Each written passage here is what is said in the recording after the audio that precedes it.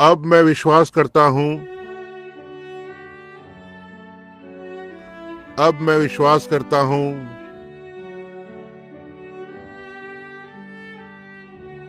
सारी बातें संभव है। अब मैं विश्वास करता हूँ। अब मैं विश्वास करता हूँ। अब मैं विश्वास करता हूँ।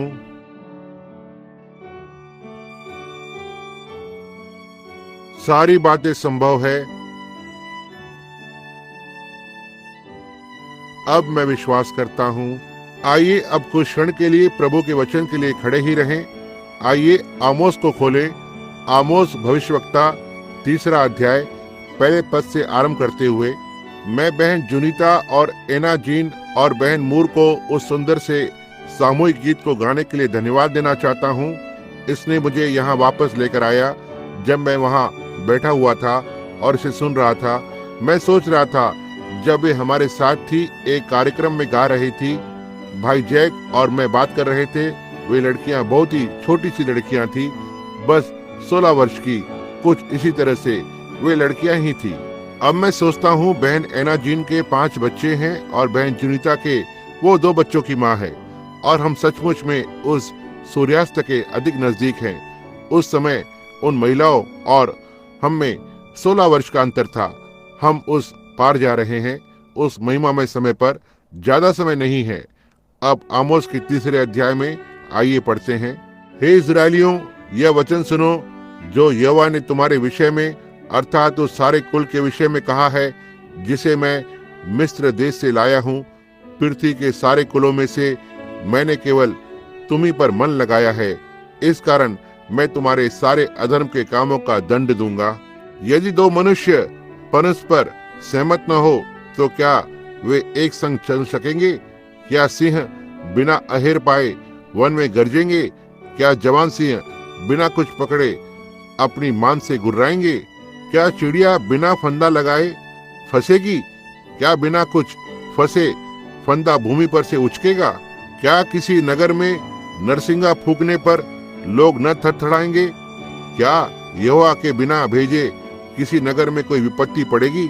इसी प्रकार से प्रभु यहोवा अपने दास भविष्यवक्ताओं पर अपना मम्र बिना प्रकट किए हुए कुछ भी न करेगा।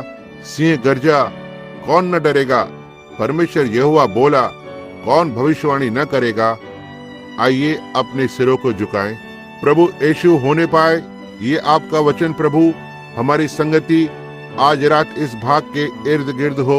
हम प्रार्थना करते हैं प्रभु कि आप हमें इस पाठ के लिए विषय को दें, जिसे हम यहाँ से लेकर और इसे आपके आदर के लिए ला सकें। हमें आशीषित करें जैसे आज रात हम आपके वचन पर रुके हुए हैं। प्रभु बीमारों और पीड़ितों को चंगा करें, खोए हुए को बचाएं, दुर्बल को शक्ति देना प्रभु, दोनों शारीरिक और आत्मिक रूप से जो कमजोर होते जा रहे हैं, और हमें आपकी एक उपस्थिति के उंडले जाने को प्रदान करें, क्योंकि हम इसे यीशु के नाम में मांगते हैं। आमीन। मैं इसमें से एक विषय को आज रात लेना चाहता हूँ, आत्मिक बेसुधी। भूलना नहीं, कल इन बीमारों के लिए कल प्रार्थना रखी गई है।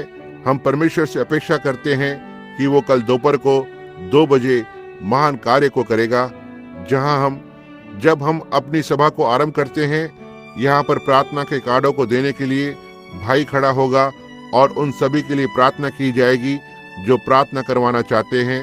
और हम प्रभु में कल एक महान समय की अपेक्षा कर रहे हैं। अब आप जो लोग यहाँ पर हैं, जो शहर के बाहर से आते हैं, याद रखें ये ठीक बात है। जो सारे शहर भर में सुसमाचार की कलीसियाएं हैं, आपका स्वागत है उन सभी जनों का। मैं ऐसे ही अपने सहयोगी पास्टरों से बाहर बात कर रहा था बाय जैक्सन, औपचारिकता रूप से जो एक मेथोडिस्ट कलीसिया से हैं, जो 1 या 2 शहर हमसे नीचे की ओर है। और यहाँ पर ऐसे कितने हैं जो इस भवन के साथ जुड़े हुए हैं। आइए हर कहीं से आपके हाथों को देखें। ओह, मुझे पक्का है कि आप वहाँ होने के लिए खुश है। ये सबसे निकटतम सभा है जो मैं काफी समय से इंडियाना में रहा हूँ। मैं बहुत ही जल्द वापस आने के बारे में सोच रहा था और हम एक तंबू को डालकर और प्रभु ने चाहा तो उन 7 अंतिम तुरहियों के बारे में बताएंगे।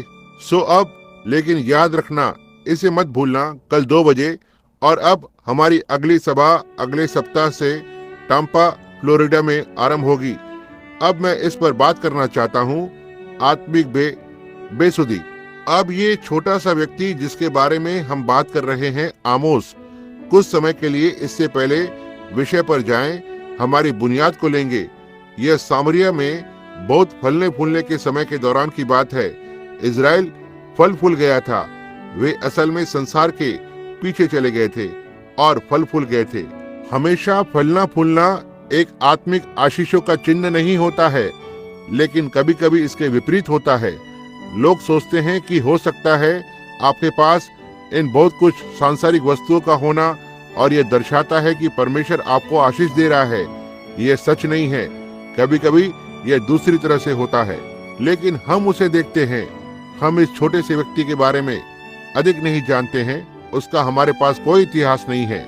वह कहां से आया, हम उसे जानते हैं। यहाँ वचन के अनुसार जो है वो एक चरवाहा है, लेकिन परमेश्वर ने उसे ऊपर लाया था।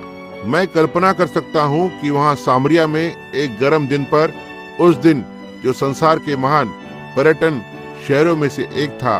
ये शहर किसी तो बात के लिए होते हैं।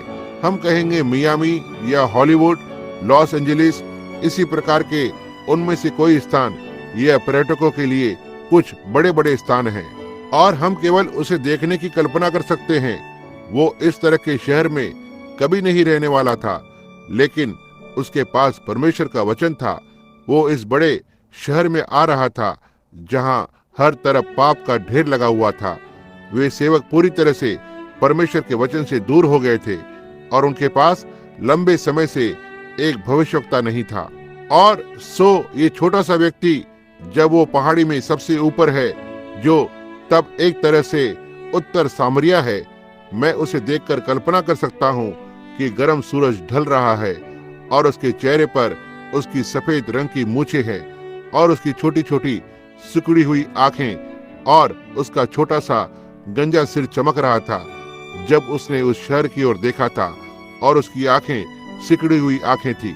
वह आमतौर पर जो पर्यटक देखते हैं वो नहीं देख रहा था कि उस एक शहर में जाकर और इसकी सुंदरता के सारे आकर्षक को देखे। उसने वहां देखा और देखा कि क्या दिखाई पड़ता है जो वो शहर बन गया था। एक शहर जो एक समय कभी परमेश्वर का शहर था और इस तरह के ऐसे एक नैतिक रूप से सड़ गया था। कोई आश्चर्य नहीं, यह छोटा सा अजनबी व्यक्ति आमोस भविष्यवक्ता था और अब हम उसके बारे में बहुत कुछ नहीं जानते। हम नहीं जानते कि वो कहां से आया है। वे भविष्यवक्ता आमतौर पर दृश्य पर आते हैं, अज्ञात होते हैं, उसी तरह से निकल जाते हैं। हम नहीं जानते कि वे कहां से आते हैं और कहां चले जाते हैं। वे उनकी पृष्ठभूमि के बारे में नहीं जानते। परमेश्वर बस उन्हें ऊपर लाता है। वो ऐसा दिखाई नहीं देता था कि उसे देखते, लेकिन उसके पास यहोवा यो कहता वाला वचन था। यही वो मुख्य बात है जो मैं देख रहा हूँ। निश्चय ही वह अपने अभियान को आरंभ करने के लिए सामरिया आता है। मुझे पक्का है कि उसके पास किसी का सहयोग नहीं था। उसके पास किसी भी संप्रदाय से संगति का कार्ड नहीं था। वो किस समूह से आया था ये दिखाने के लिए उसके पास कोई प्रमाण पत्र नहीं था। और लेकिन उसके पास कुछ भी नहीं था। उसके पास उस शहर के लिए प्रभु का वचन था। और मैं सोचता हूँ यदि हम आमोस को आज हमारे समय के लिए लेकर आ सकते, मैं सोचता हूँ क्या आज हमारे शहर में उसका स्वागत होगा। मैं सोचता हूँ क्या हम उसे ग्रहण करेंगे या हम वैसा ही करेंगे जैसे उन्होंने किया था। हम अपने शहरों में पाते हैं कि वैसी ही सड़ावट है और हम पाते हैं कि लोगों के बीच बस पाप बहुत ज्यादा है, जैसा कि यह तब था। और मैं सोचता हूँ यदि यह छोटा सा अज्ञात मनुष्य, वह कैसे इस अभियान को आरंभ करने जा रहा है, कैसे वह कहां पर आरंभ करने जा रहा है, वो कौन सी कलीसिया जाएगा या कौन उसके साथ सहयोग करेगा। उसके पास यह दिखाने के लिए कुछ भी नहीं था कि वह कहां से आया है। शहर के लिए यहोवा यो कहता वचन के अलावा उसके पास कुछ भी नहीं था। उसने उन्हें पाया कि वे बहुत ही ज्यादा सड़ावट में थे और नैतिक रूप से भ्रष्ट थे। यह बहुत ही एक बड़ा समय था। उस शहर की महिलाएं लगभग वैसी ही बन गई थी जैसे वे संयुक्त राज्य अमेरिका के अंदर हैं। वे भ्रष्ट हो गए थे। हर एक चीज जो परमेश्वर ने उनमें से आशा की थी, वे ठीक दूसरे रास्ते पर निकल गए थे। और हम यह पाते हैं कि यह एक बड़ा स्थान था जहां वे सड़क पर नाचते थे। महिलाएं अनैतिक रूप से अपने वस्त्रों को उतार रही थी और इत्यादि, जैसे कि कपड़े उतारते हुए नाचना अवश्य ही जो उन दिनों में से एक सार्वजनिक मनोरंजन था। अब तो यह हर दिन होता है। बस मौसम को गर्म होने दे और आपको किसी भी तमाशे को देखने के लिए नहीं जाना है। वे तो सड़कों पर कहीं भी किसी भी तरह से होते हैं। आप महिलाओं को शर्म आनी चाहिए ऐसा काम करते हुए। क्या आपको खुद पर शर्म नहीं आती? और फिर तब मैंने कहा, जो यहाँ एक महिला थी, ज्यादा समय नहीं हुआ, और उसने कहा, क्यों? उसने कहा, भाई ब्रैनम, कहा, यह बस बाकी महिलाओं की तरह ही है। मैंने कहा, लेकिन हमें बाकी महिलाओं की तरह काम करने वाला नहीं होना चाहिए। हम अलग हैं, हमारा अलग ही चरित्र है। ये मुझे एक महिला की याद दिलाता है। कहा, ठीक है भाई ब्रैनम। एक ने कहा, मैं उन छोटे छोटे वस्त्रों को नहीं पहनती। कहा, मैं सिलेक्स या तंग पैंट को पहनती हूँ। मैंने कहा, यह तो और भी बुरा है। परमेश्वर ने कहा, यह एक घृणित बात है। उसकी दृष्टि में एक महिला के लिए एक वस्त्र को पहनना जो एक पुरुष से संबंधित है, यह बिल्कुल सही है। एक ने कहा, ठीक है, वे कोई और कपड़ों को नहीं बनाते हैं, वे अभी भी सिलाई मशीन को बनाते हैं और उसके सामान रखते हैं। कोई बहाना नहीं है, यह तो बस हृदय में होता है जो बाहर दिखाई देता है। यह खुद की पहचान देता है। और अब हम देखते हैं इस शहर में यह नैतिक रूप से सड़ चुका है। प्रचारक इसके बारे में कुछ भी कहने से डरते थे, और लेकिन उनके पास छोटा सा बूढ़ा मनुष्य पहाड़ी के ऊपर से आ रहा है। उन्हें योवा यो कहता है, उस वाले वचन से बताने आ रहा है, इस बात को साफ करो या तो तुम बंधुआई में चले जाओगे।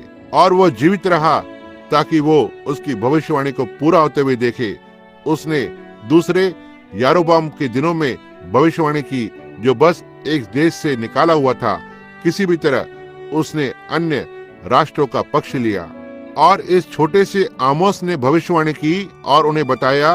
उसने कहा, आप जिस परमेश्वर की सेवा करने का दावा करते हो, वही आपको नष्ट कर देगा। और उसने किया। अब यदि उसकी आवाज आज रात यहाँ पर होती, तो बिर्मिंघम में ये कलीसिया के लिए उसी बात की घोषणा करती, वही परमेश्वर जिसकी आप सेवा करने का दावा करते हैं, किसी दिन आपको नष्ट कर देगा। मैं यहाँ इन श्रोतागणों के लिए नहीं बोल रहा हूँ, ये टेप संसार भर में जाते हैं। अब याद रखें, ये सच है। तब उसे पता चला जब वो शहर में आया कि वो ये सारी दूसरी चीजें, मैं सोचता हूँ कि उसे अवश्य ही यह देखकर कैसा लगा होगा, और परमेश्वर के लोगों की सड़ावट को देखना जिनके लिए वो भेजा गया था। मैं सोचता हूँ कि क्या हम उसे अभी ग्रहण करेंगे यदि वो आएगा? क्या हम उसके साथ सहयोग करेंगे? क्या हम उसे अपना सबसे अच्छा देंगे? क्या हम उसकी ओर अपना ध्यान देंगे? क्या हम पश्चाताप करेंगे यदि वो हमें बताता है कि हमें प्रभु के वचन पर वापस जाना चाहिए और उसी तरह से करना चाहिए जैसे प्रभु ने कहा? मैं सोचता हूँ कि हमारी बहनें अपने कटे बालों के बारे में क्या करेंगी? क्या वे अपने बालों को फिर से बढ़ने देंगी? यदि आमोस आ जाता है, वो इसे प्रचार करेगा, और मैं आपको ये बता रहा हूँ क्योंकि यही प्रभु का वचन है। मैं सोचता हूँ कि यदि हमारे बोर्ड उन डीकन को वहां रखते हैं जिसने 3 या 4 बार विवाह किया है और इसी तरह से इत्यादि, और डीकन बनने की कोशिश करते हैं, मैं सोचता हूँ कि यदि ये सारी चीजें होती है, मैं सोचता हूँ कि वह उस व्यक्ति के साथ क्या करेगा जो अपनी पत्नी को छोटे कपड़े को पहनने देता है और वहां बाहर रास्ते में जाने देता है, और वहां बाड़े में घास काटने देता है, बाहर बाड़े में जब पुरुष वहां से गुजर रहे होते हैं। मैं सोचता हूँ कि वह इस तरह के पुरुष को क्या कहेगा। वह निश्चित रूप से इसे फटकार देगा उस सब बातों के साथ जो उसमें थी, क्योंकि उसके पास यहोवा यो कहता वाला वचन था और वह इसके सिवाय और कुछ नहीं कर सकता। उसने उस दिन उन्हें एक बीमारी की बुरी परिस्थिति के साथ पाया, आत्मिक बेसुधी, और ठीक बिल्कुल ऐसा ही जो आज हमारे पास है। अब उसने कैसे जाना था कि क्या घटित होने जा रहा था? आमोस कैसे जानेगा? पहले तो वो एक भविष्यवक्ता था और अगली बात वह बीमारी के द्वारा जानता था, जो बीमारी निरीक्षण हुई थी, और वह जान गया होगा कि परिणाम क्या होना था। यदि कोई डॉक्टर घातक चीज को देखता है और यह देखता है कि उस घातक चीज ने एक पकड़ को ले लिया है, वह जानता है कि वह मृत्यु के अलावा कुछ भी नहीं है। ऐसा ही है जब तक कि परमेश्वर इसके बारे में कुछ न करे। ठीक है, जब आप किसी शहर को देखते हैं और आप लोगों की ओर देखते हैं, आप कलीसिया की ओर देखते हैं और वहां लोगों की ओर देखते हैं जो परमेश्वर से दूर है, वहां निरीक्षण करने के अलावा और कुछ नहीं है, लेकिन पाप की मजदूरी मृत्यु है। ये मर रहा है। निरीक्षण ये साबित करता है कि यह क्या है। आप देखना, जब लोग परमेश्वर से दूर हो जाते हैं और वचन को नहीं सुनते, उसके वचन के लिए कोई अधिक इच्छा नहीं है, तब इसका एक निरीक्षण होता है, जो पाप करता है वह प्राण मर जाएगा। अविश्वास आपको परमेश्वर से अलग कर देगा। यह बिल्कुल सही बात है। वो ये जानता था कि बीमारी क्या थी, परिणाम क्या था, जब उसने शहर में पाप की बीमारी को देखा। अब ये बेसुधी हमें बताया गया कि क्योंकि आप एक स्थान पर होते हैं जहां आप अपने आप को पहचान नहीं सकते। अब ये एक असाधारण बात है।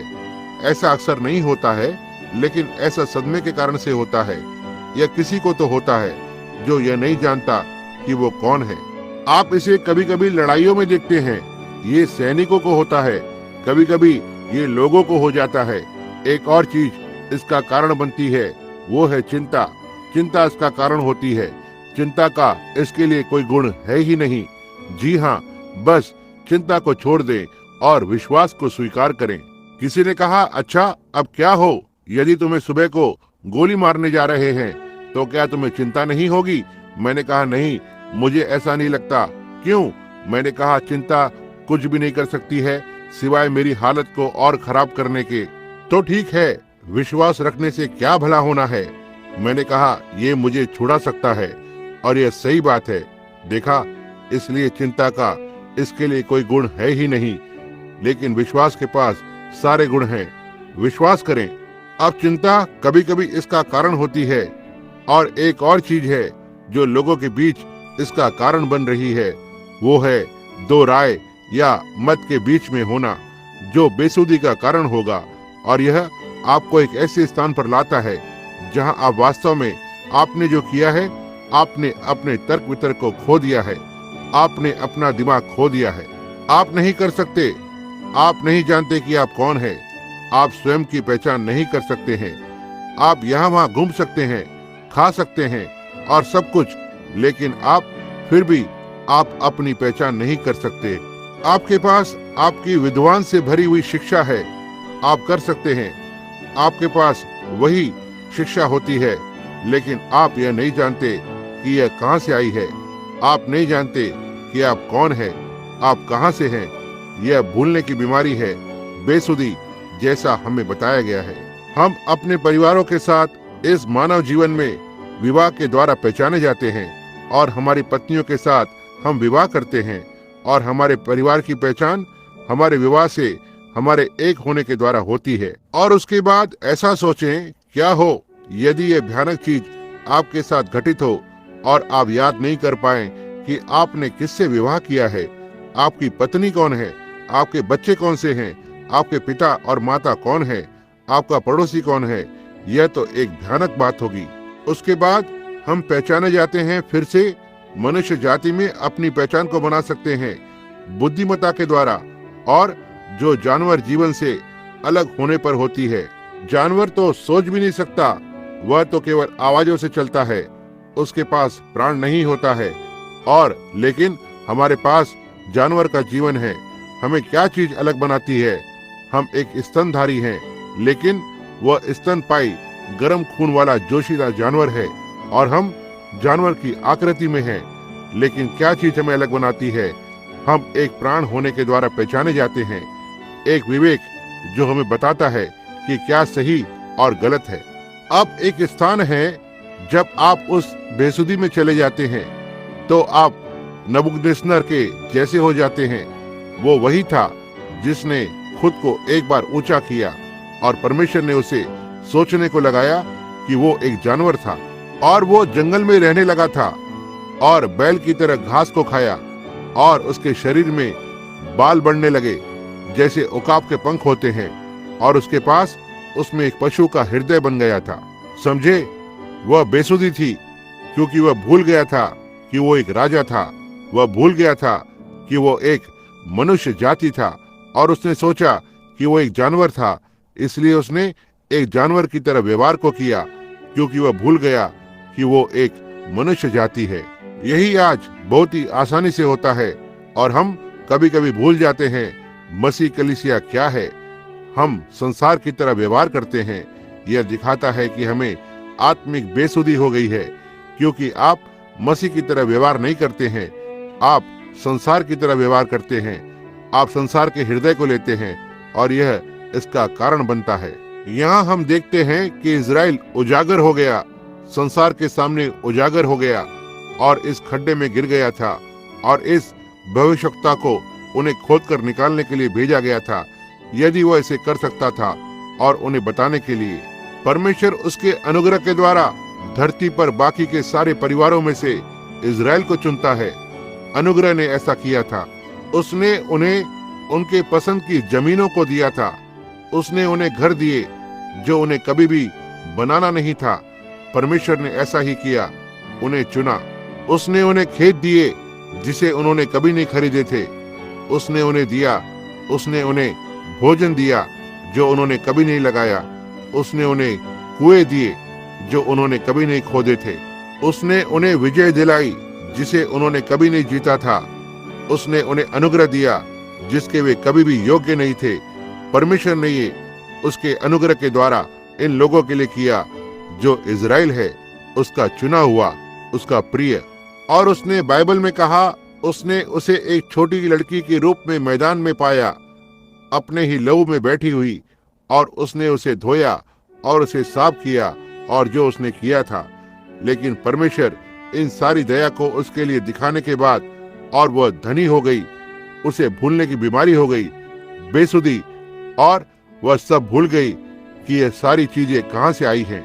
मैं सोचता हूं कि यह संयुक्त राज्य अमेरिका के 1964 की तस्वीर है।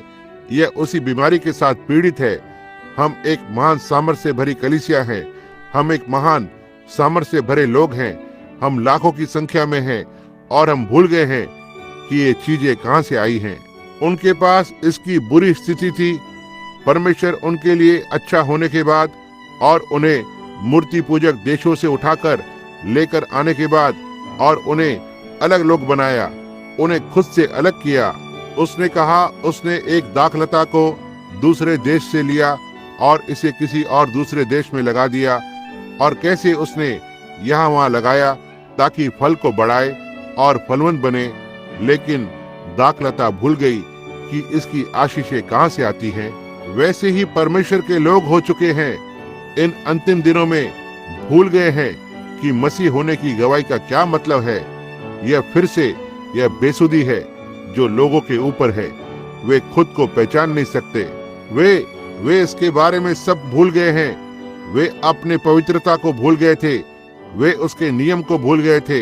वे स्त्रियां बाकी की स्त्रियों की तरह जीवन को जी रही थी। परमेश्वर की कलीसिया और उसके लोग हमेशा से ही ऐसे रहे हैं। एक अलग किए हुए लोग, एक बाहर बुलाए हुए लोग, एक विशेष लोग, एक पवित्र राष्ट्र, एक शाही याजकगण जो परमेश्वर को आत्मिक भेंट चढ़ाते, उसके होठों के फल, उसके नाम की स्तुति करते हुए। परमेश्वर ने अपनी कलीसिया को बुलाया और इसे संसार से अलग कर दिया उसी उद्देश्य के लिए, और वह इसे एक नियम देता है और वो यह पवित्र होना ही है। उसने कहा, मैं पवित्र हूँ और तुम्हें पवित्र होना अवश्य है, और बिना पवित्रता के कोई मनुष्य प्रभु को नहीं देखेगा। परमेश्वर ने इसे स्वयं कहा, और उसने इन लोगों को बुलाया था ताकि वे इस प्रकार के लोग बने, लेकिन वे इसके बारे में भूल गए थे। वे उसके नियम को भूल गए थे और वे उनके नैतिकता को भूल गए। वे स्त्रियां जो रास्ते पर थी, इजरायली स्त्रियां वहां बाहर थी, हर एक उस पवित्र आत्मा के द्वारा गर्भवती होने की अपेक्षा कर रही थी ताकि मसीहा को लेकर आए, और फिर उनका इस तरह से व्यवहार करना उनका चरित्र बद्धा था। मैं यहाँ 1 मिनट के लिए रुकना चाहता हूँ, यह कहने के लिए कि हमारे बीच में भी आज उसी तरह की बात है। जो लोग खुद को मसीह कहते हैं, उनका चरित्र, यदि आपको केवल ये एहसास हो जाए। एक समय दक्षिण में मैंने वहां की एक कहानी को पढ़ा, जहां जब उनके पास हमेशा गुलाम हुआ करते थे, वे उन लोगों को लेकर और उन्हें बाजार में बेच देते थे, जैसे आपकी एक इस्तेमाल की गई कार होती है, और फिर एक खरीदार होता था, दलाल होता था, जो वहां आकर उन गुलामों को उठा ले जाता और उनका व्यापार करता। और वैसे ही जैसे कि आप एक कार या किसी चीज को करते होंगे। और वे गुलाम अपने देश से दूर थे, वे अफ्रीका से थे। वे बोअर उनका अपहरण करके उन्हें यहाँ द्वीपों पर लाते और फिर उन्हें संयुक्त राज्य अमेरिका में तस्करी करके और जमैका और आसपास से गुलाम करके बेच देते। अब हम देखते हैं कि वे लोग दुखी थे। उनका अपने ही घर से अपहरण कर लिया गया था, उन्हें कुछ शत्रु के द्वारा उठा लिया गया था और वे दुखी थे। वे कभी भी अपने पति को नहीं देखेंगी या उनकी पत्नी को वे अब और नहीं देखेंगे। उनके पिता और माता, उनके बच्चों को वे पूरी तरह से, वे उन्हें चाबुक से कोड़े मारते ताकि उनसे काम करवाएं, क्योंकि वे दुखी लोग थे। और एक दिन एक दलाल किसी एक बस्ती में आया। उसने एक गुलामों का झुंड देखा जो वहां काम कर रहे थे, और उसने वहां जाकर और मालिक से पूछा, कहा आपके पास कितने गुलाम हैं? कहा लगभग 100। कहा आपके पास कोई है जिसे हेरा फेरी करेंगे या बेचेंगे? उसने कहा हाँ। कहा मुझे उन्हें देखना है। और वो मैदान में गया और उन्हें देखा, और उनको हर कहीं कोड़े लगे हुए थे। और कुछ देर के बाद उसने एक युवक को देखा। उन्होंने उसे कोड़ा नहीं मारा था, उसकी छाती तनी हुई थी और उसकी ठुड्डी ऊपर की ओर थी, उसे कोड़े नहीं मारा गया था। सो दलाल ने कहा, मैं उस गुलाम को खरीदना चाहता हूँ। और उसने कहा, लेकिन वह बिकाऊ नहीं है। उसने कहा, ठीक है, उस गुलाम में क्या फर्क है? कहा, क्या वो गुलाम उसमें के बाकी के ऊपर मालिक है? उसने कहा, नहीं, वह तो सिर्फ एक गुलाम ही है। उसने कहा, ठीक है, हो सकता है आप उसे अलग ही खिलाते हो। उसने कहा, नहीं, वह बरामदे में बाकी के गुलामों के साथ खाता है। उसने कहा, अच्छा, वो क्या बात है जो उसे बाकी के गुलामों से बहुत अलग बनाती है? उसने कहा, ठीक है, यह मैं भी बहुत समय से सोच रहा था, लेकिन एक दिन मुझे खबर मिली कि वो जन्मभूमि जहाँ से वो आया है, उसके पिता पूरी जाति के राजा थे, और भले ही वह एक परदेशी है और घर से दूर है, फिर भी वह जानता है कि वो एक राजा का बेटा है, और वह खुद का आचरण एक राजा के बेटे की तरह करता है। मैंने सोचा, लेकिन यदि एक निग्रो अफ्रीका से आता है और जानता है उसके पिता एक जनजाति और एक जाति के राजा थे, तो इससे एक मसीह को क्या करना चाहिए जिनका फिर से जन्म हुआ है, एक पुरुष या एक स्त्री को, कि हमारा पिता महिमा में स्वर्ग का राजा है। हमें स्वयं का आचरण मसीह पुरुषों और स्त्रियों की तरह करना चाहिए। हमें इसकी तरह व्यवहार करना चाहिए, इसके जैसे कपड़े पहनना चाहिए, बात करना, इसके जैसे जीना। हालांकि हम एक परदेशी हैं, फिर भी हम राजा की संतान हैं। आमीन। इन दिनों में हमारा चरित्र, हमारा नैतिक पतन जिसमें हम अभी रह रहे हैं, इजराइल उसी खड्डे में गिरा था और अनैतिक भी था। वे परमेश्वर के नियमों को भूल गए थे। तुम व्यभिचार मत करना, और तुम अपने पड़ोसी की पत्नी की अभिलाषा मत करना, और इत्यादि। वे उन व्यवस्थाओं को भूल गए थे। वे इसे और अधिक नहीं चाहते थे, और वे बाकी के संसार की तरह बनना चाहते थे, बिल्कुल वैसे जैसे कि आज कलीसिया हो गई है। एक समय इजराइल जब उन्होंने आरंभ किया था, वे इसके ऊपर एक राजा को चाहते थे। शमूएल ने उनसे कहा, जो भविष्यवक्ता था, उनके पास भेजा गया था। उसने कहा, अब क्या मैंने तुम्हें कभी प्रभु के नाम पर ऐसा कुछ भी बताया है पर वो पूरा नहीं हुआ हो? उन्होंने कहा, नहीं, तुमने ऐसा नहीं किया है। क्या मैंने कभी आपसे मेरे भोजन और पैसों के लिए मांग की है? आपके भी पैसों के लिए, मुझे जीने के लिए मांग की है? नहीं, तुमने ऐसा नहीं किया है। तुमने हमें ऐसा कुछ भी नहीं बताया शमूएल जो पूरा न हुआ हो, और तुमने कभी भी तुम्हारे जीने के लिए हमसे हमारे पैसे नहीं मांगे, लेकिन फिर भी हम किसी भी तरह से राजा को चाहते हैं। परमेश्वर ने शमूएल से कहा, उनके पास राजा होने दो। उन्होंने तुमसे मुंह नहीं मोड़ा, उन्होंने मुझसे मुंह मोड़ा है। इजराइल अब उसी आकार में आ गया था। वे परमेश्वर के भविष्यवक्ताओं को अब और नहीं चाहते हैं। उन्हें उनकी आवश्यकता नहीं थी, और यदि कोई आ जाएगा और उनके लिए वचन को लाता है और उन्हें वचन में वापस लाने की कोशिश करता है, वे इसे अस्वीकार कर देंगे। वे हमेशा ही ऐसा करते हैं, उस भ्रष्टता के ढंग से। जब संसार और कलीसिया आपस में जुड़ते हैं तब वे कुछ भी आत्मिक नहीं चाहते। वे यहोवा को नहीं चाहते। वे यहोवा यो कहता वाले वचन को नहीं चाहते हैं। वे वो चाहते हैं जो उन्हें चाहिए। वे संसार को चाहते हैं और यह कहना चाहते हैं कि वे मसीह हैं और संसार में जीते हैं और संसार के साथ रहते हैं, और फिर भी एक मसीह होने के अपने अंगीकार को बनाए रखते हैं। आप जानते हैं कि ये जो चीज है यह आत्मिक बेसुधी है। ये बिल्कुल वही है जो ये है। वे नहीं जानते कि वे कौन है। वे भूल गए हैं कि उन्हें क्या करना चाहिए। यदि आज कोई एक इस तरह से आएगा तो उसे उसी प्रकार से अस्वीकार कर दिया जाएगा। उनके पास इसकी एक बुरी बीमारी थी और वैसे ही आज उनके पास है। वे अब और अलौकिक चीजों के साथ खुद की पहचान नहीं दे सके क्योंकि वे इसे नहीं चाहते थे। वो वचन, सुसमाचार, वे इसे नहीं चाहते थे। पाप की बीमारी ने उन्हें पीड़ित कर दिया था और उन्होंने इसे पसंद किया था। पाप अपरिवर्तन हृदय के लिए सुखद होता है।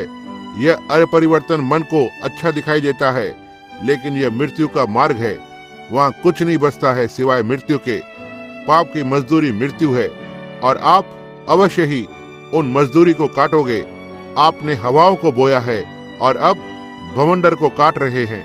आत्मिक चिन्ह और परमेश्वर की ओर से ठहराया हुआ संदेशवाहक का प्रचार उन्हें कभी अब और नहीं उकसाता है।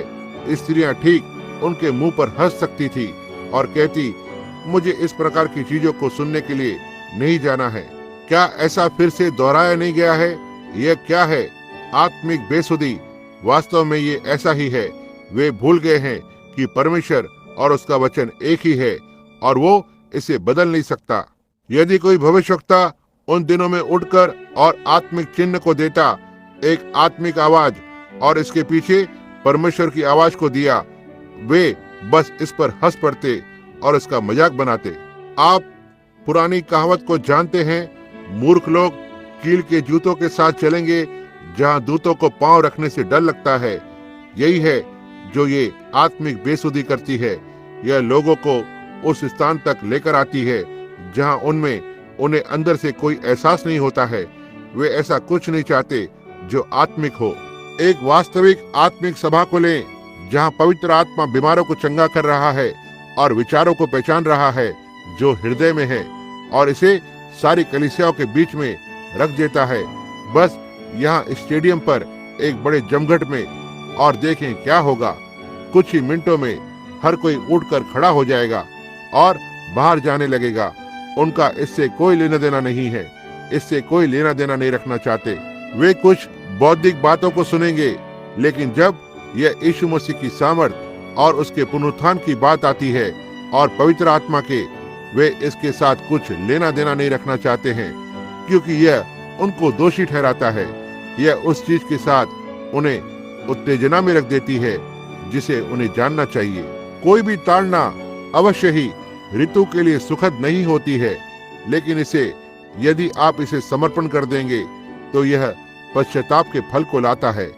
इसलिए हम देखते हैं जब यह आत्मिक बेसुधी लोगों को पकड़ लेती है तब वे एक बुरी अवस्था में होते हैं।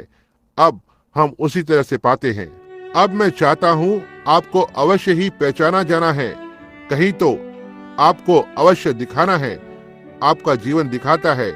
आज रात जहां से आप पहचाने जाते हैं, आप या तो मसीह में पहचाने जाते हैं या तो मसीह से बाहर। आप आधे आधे प्रकार के नहीं होते हैं। वहां ऐसी कोई चीज नहीं जैसे अपने आप में होकर नशे में चूर मनुष्य हो। कोई काला सफेद पक्षी नहीं है। आप या तो बचाए गए हैं या आप नहीं बचाए गए हैं। आप एक संत हैं या एक पापी हैं, दोनों में से एक। और परमेश्वर के वचन के प्रति आपका आत्मिक दृष्टिकोण आपकी सही सही पहचान को देता है कि आप कहां पर खड़े हो। सही है, परमेश्वर का वचन प्रमाणित हुआ है। यह साबित हुआ है कि पवित्र आत्मा का बपतिस्मा बिल्कुल उसी तरह से है जैसे ये हमेशा पेंटिकॉस्ट के दिन या किसी और समय पर रहा था। और यीशु मसीह कल, आज और युगानुयुग एक सा है। और आपका इसके प्रति दृष्टिकोण जो आपकी पहचान देता है कि क्या आपको आत्मिक बेसुधी है या नहीं है, ये सही बात है। इससे कोई फर्क नहीं पड़ता कि आप एक डीकन हो या भले ही आप एक प्रचारक हो।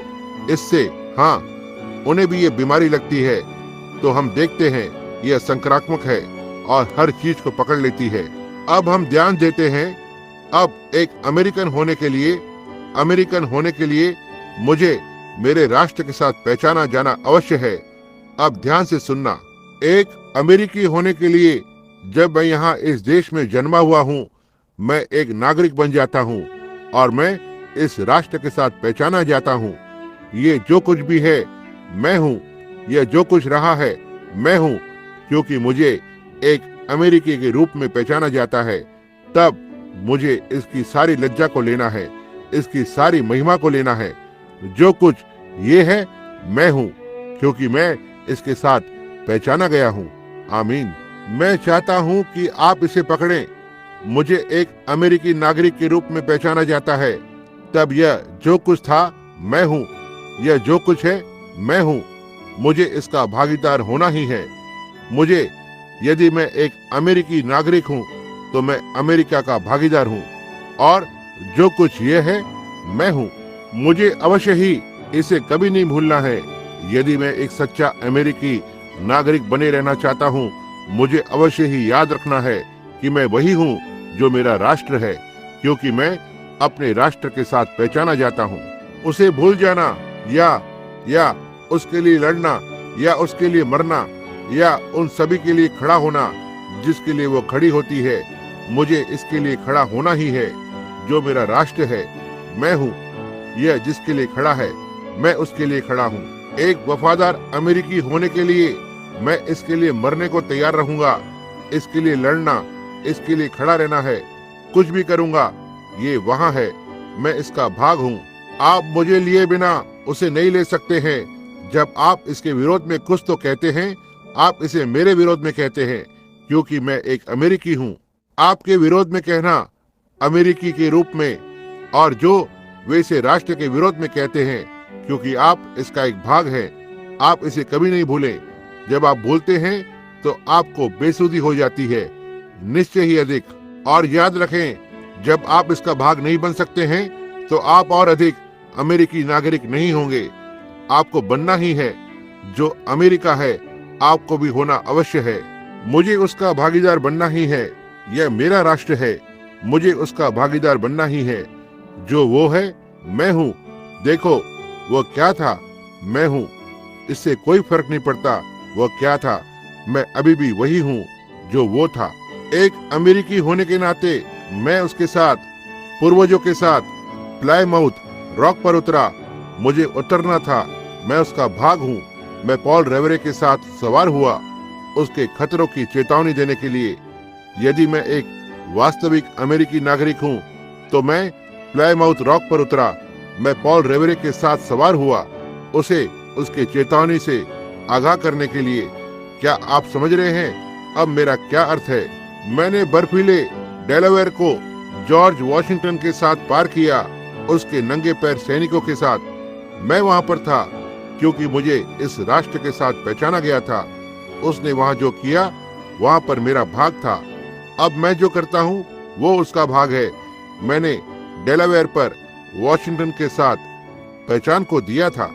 मैं स्टोवेल जैक्सन के साथ खड़ा था जब मतभेद उसके विरोध में बहुत अधिक थे और उन्होंने पूछा, तुम पत्थर की दीवार की तरह कैसे खड़े हो सकते हो जब मतभेद तुम्हारे विरोध में है? उस नम्र नीली आंखों वाले छोटे से व्यक्ति ने अपने जूते से उस धूल पर लात मारी। उसने कहा, मैं कभी पानी भी नहीं पीता जब तक मैं इसके लिए सर्वशक्तिमान परमेश्वर को धन्यवाद नहीं देता। मुझे उसके साथ पत्थर की दीवार की तरह खड़ा होना होगा। मैं वहां स्टोनवेल जैक्सन के साथ खड़ा था। अमेरिकी होने के नाते मैंने उसके साथ पहचान दी है और उसके खड़े रहने के साथ डेलावेयर को पार करते हुए, लड़ाइयों को लड़ते हुए मैंने झंडे को फहराया। जब गुआम पर उन्होंने झंडे को फहराया तो मैं उनके साथ था। हजारों अमेरिकी सैनिकों के अपने जीवन को देने के बाद, और जब उस छोटे से झुंड ने वहां पर जाकर और झंडा ऊपर खींचा तो मैं उस उड़ते हुए झंडे के साथ पहचाना गया। हम में से हर एक जन पहचाना गया था। सारे अमेरिकी नागरिक गुआम के ऊपर लहराते हुए उस झंडे के साथ पहचाने गए थे। जब मैंने सुना कि उन्होंने उस झंडे को वहां ऊपर फहराया है, मेरे गाल पर से आंसू गिरने लगे। जो मैं था वो आप थे। यह हम सब के लिए महत्व रखता है जब हम वहां उसके साथ पहचाने गए थे। जो कुछ वो है मैं हूँ, उसकी सारी महिमा मेरी महिमा है, उसकी सारी लज्जा मेरी लज्जा है। यदि उसने लज्जाजनक काम को किया है तो मुझे उसे उसकी निंदा के लिए खड़ा रहना होगा।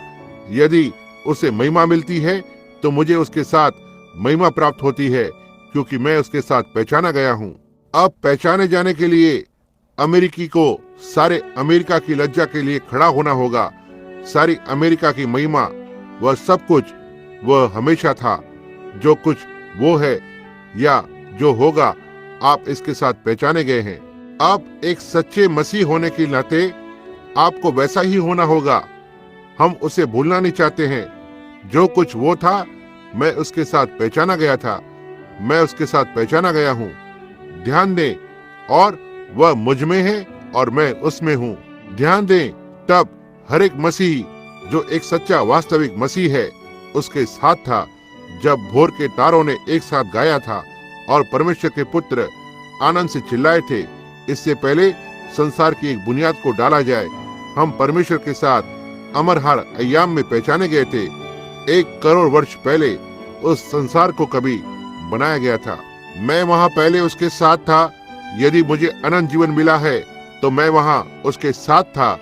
मैं उसके साथ पहचाना गया जब भोर के तारों ने एक साथ गाया था और परमेश्वर के पुत्र आनंद से चिल्लाए थे। मैं उसके साथ था जब उसने अब्राहम को 70 वर्ष की उम्र में बुलाया और उसकी पत्नी 65 वर्ष की थी और उसे बताया कि उन्हें बालक होने जा रहा था। मैं उनके साथ था जब वो यहोवा यो कहता वाले वचन के साथ खड़ा हुआ था, मुझे बालक होने जा रहा है। मैं उसके साथ खड़ा था। हर दूसरा मसीह जन उसके साथ खड़ा था। मैं उसके साथ था जब उसकी परीक्षाएं आई। मैं उसके साथ था जब वो उस पहाड़ की चोटी पर गया इसाक को बलि करने के लिए। मैं उनके साथ था जब मेढ़ा दिखाई पड़ा था। मैं यूसुफ के साथ था जब वो अपने भाइयों से ठुकराया गया था, क्योंकि वह आत्मिक था और उनमें से बाकी के शारीरिक थे। मैं उसके साथ था जब वो जानता था कि उसे अपने भाइयों के द्वारा निंदा किए जाने पर खड़ा रहना था। जो वह था मैं हूँ, जो मैं हूँ वो था, क्योंकि हम सभी मसीह यीशु में एक हैं। मैं यूसुफ के साथ उसकी गुफा खड्डे में था। मैं उसके साथ था जब वो फिरौन के दाहिने हाथ पर चला गया। आपको उसके साथ पहचाना जाना था। मैं उस रात याकूब के साथ था जब वो पूरी रात भर दूत के साथ मल्लयुद्ध को लड़ा। मैंने खुद से मल्लयुद्ध किया है। मैं जानता हूँ कि वह किस बात से होकर गुजरा था। सो मैंने याकूब के साथ साथ मल्लयुद्ध किया। उसी समय पर उसने मल्लयुद्ध किया था, क्योंकि मैं उसका भाई हूँ। मैं मूसा के साथ था जब वो मिस्र में चला गया। मैं मूसा के साथ उस जलती हुई झाड़ी पर था। यदि आप एक मसीही हैं तो आप बाइबल के पात्र के साथ पहचाने जाते हैं, इसे मत भूलना। मैं मूसा के साथ था जब सारे लोग उसके विरोध में हो गए। मैं मूसा के साथ था जब उसने लाल समुद्र को पार किया। जब वो हाथ को उठाकर और आगे बढ़ा और लाल समुद्र खुल गया, मैं ठीक उस समय मसीह में पहचाना गया था और मैं उस घड़ी पर मूसा के साथ था। जो भी वे मसीही रहे हैं, जो भी विश्वासी रहे हैं, हर एक विश्वासी अब उसी व्यक्ति के साथ पहचाने जाते हैं। जो भी है, आपका पहचाना जाना अवश्य है। यह मत भूलना, जब आप भूलते हैं तो आपको आत्मिक बेसुधी हो गई है। आप भूल गए हैं कि आप कौन हैं। अब उसके साथ पहचाना गया, मूसा के साथ, जब उसने समुद्र को पार किया। मैं अहाब के दिनों में एलिया के साथ था, जब उन्हें एक चुनाव को करना था कि वे किसकी सेवा करें, परमेश्वर की या बालाम की। हम उसके साथ माउंट कार्मेल में थे, जब उसे इस चुनाव को करना था, क्योंकि हम उसी परमेश्वर के देह में पहचाने जाते हैं जिसमें वो पहचाना गया था।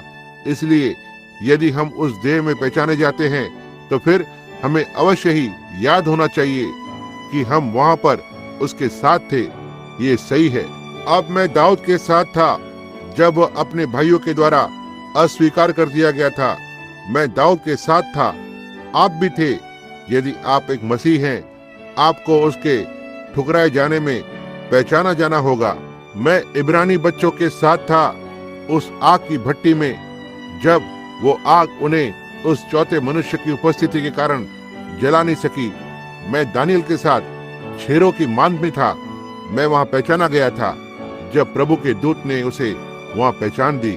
मैं कलवरी में उसके साथ निश्चित रूप से था। मुझे कलवरी पर उसके साथ अवश्य ही पहचाना जाना है।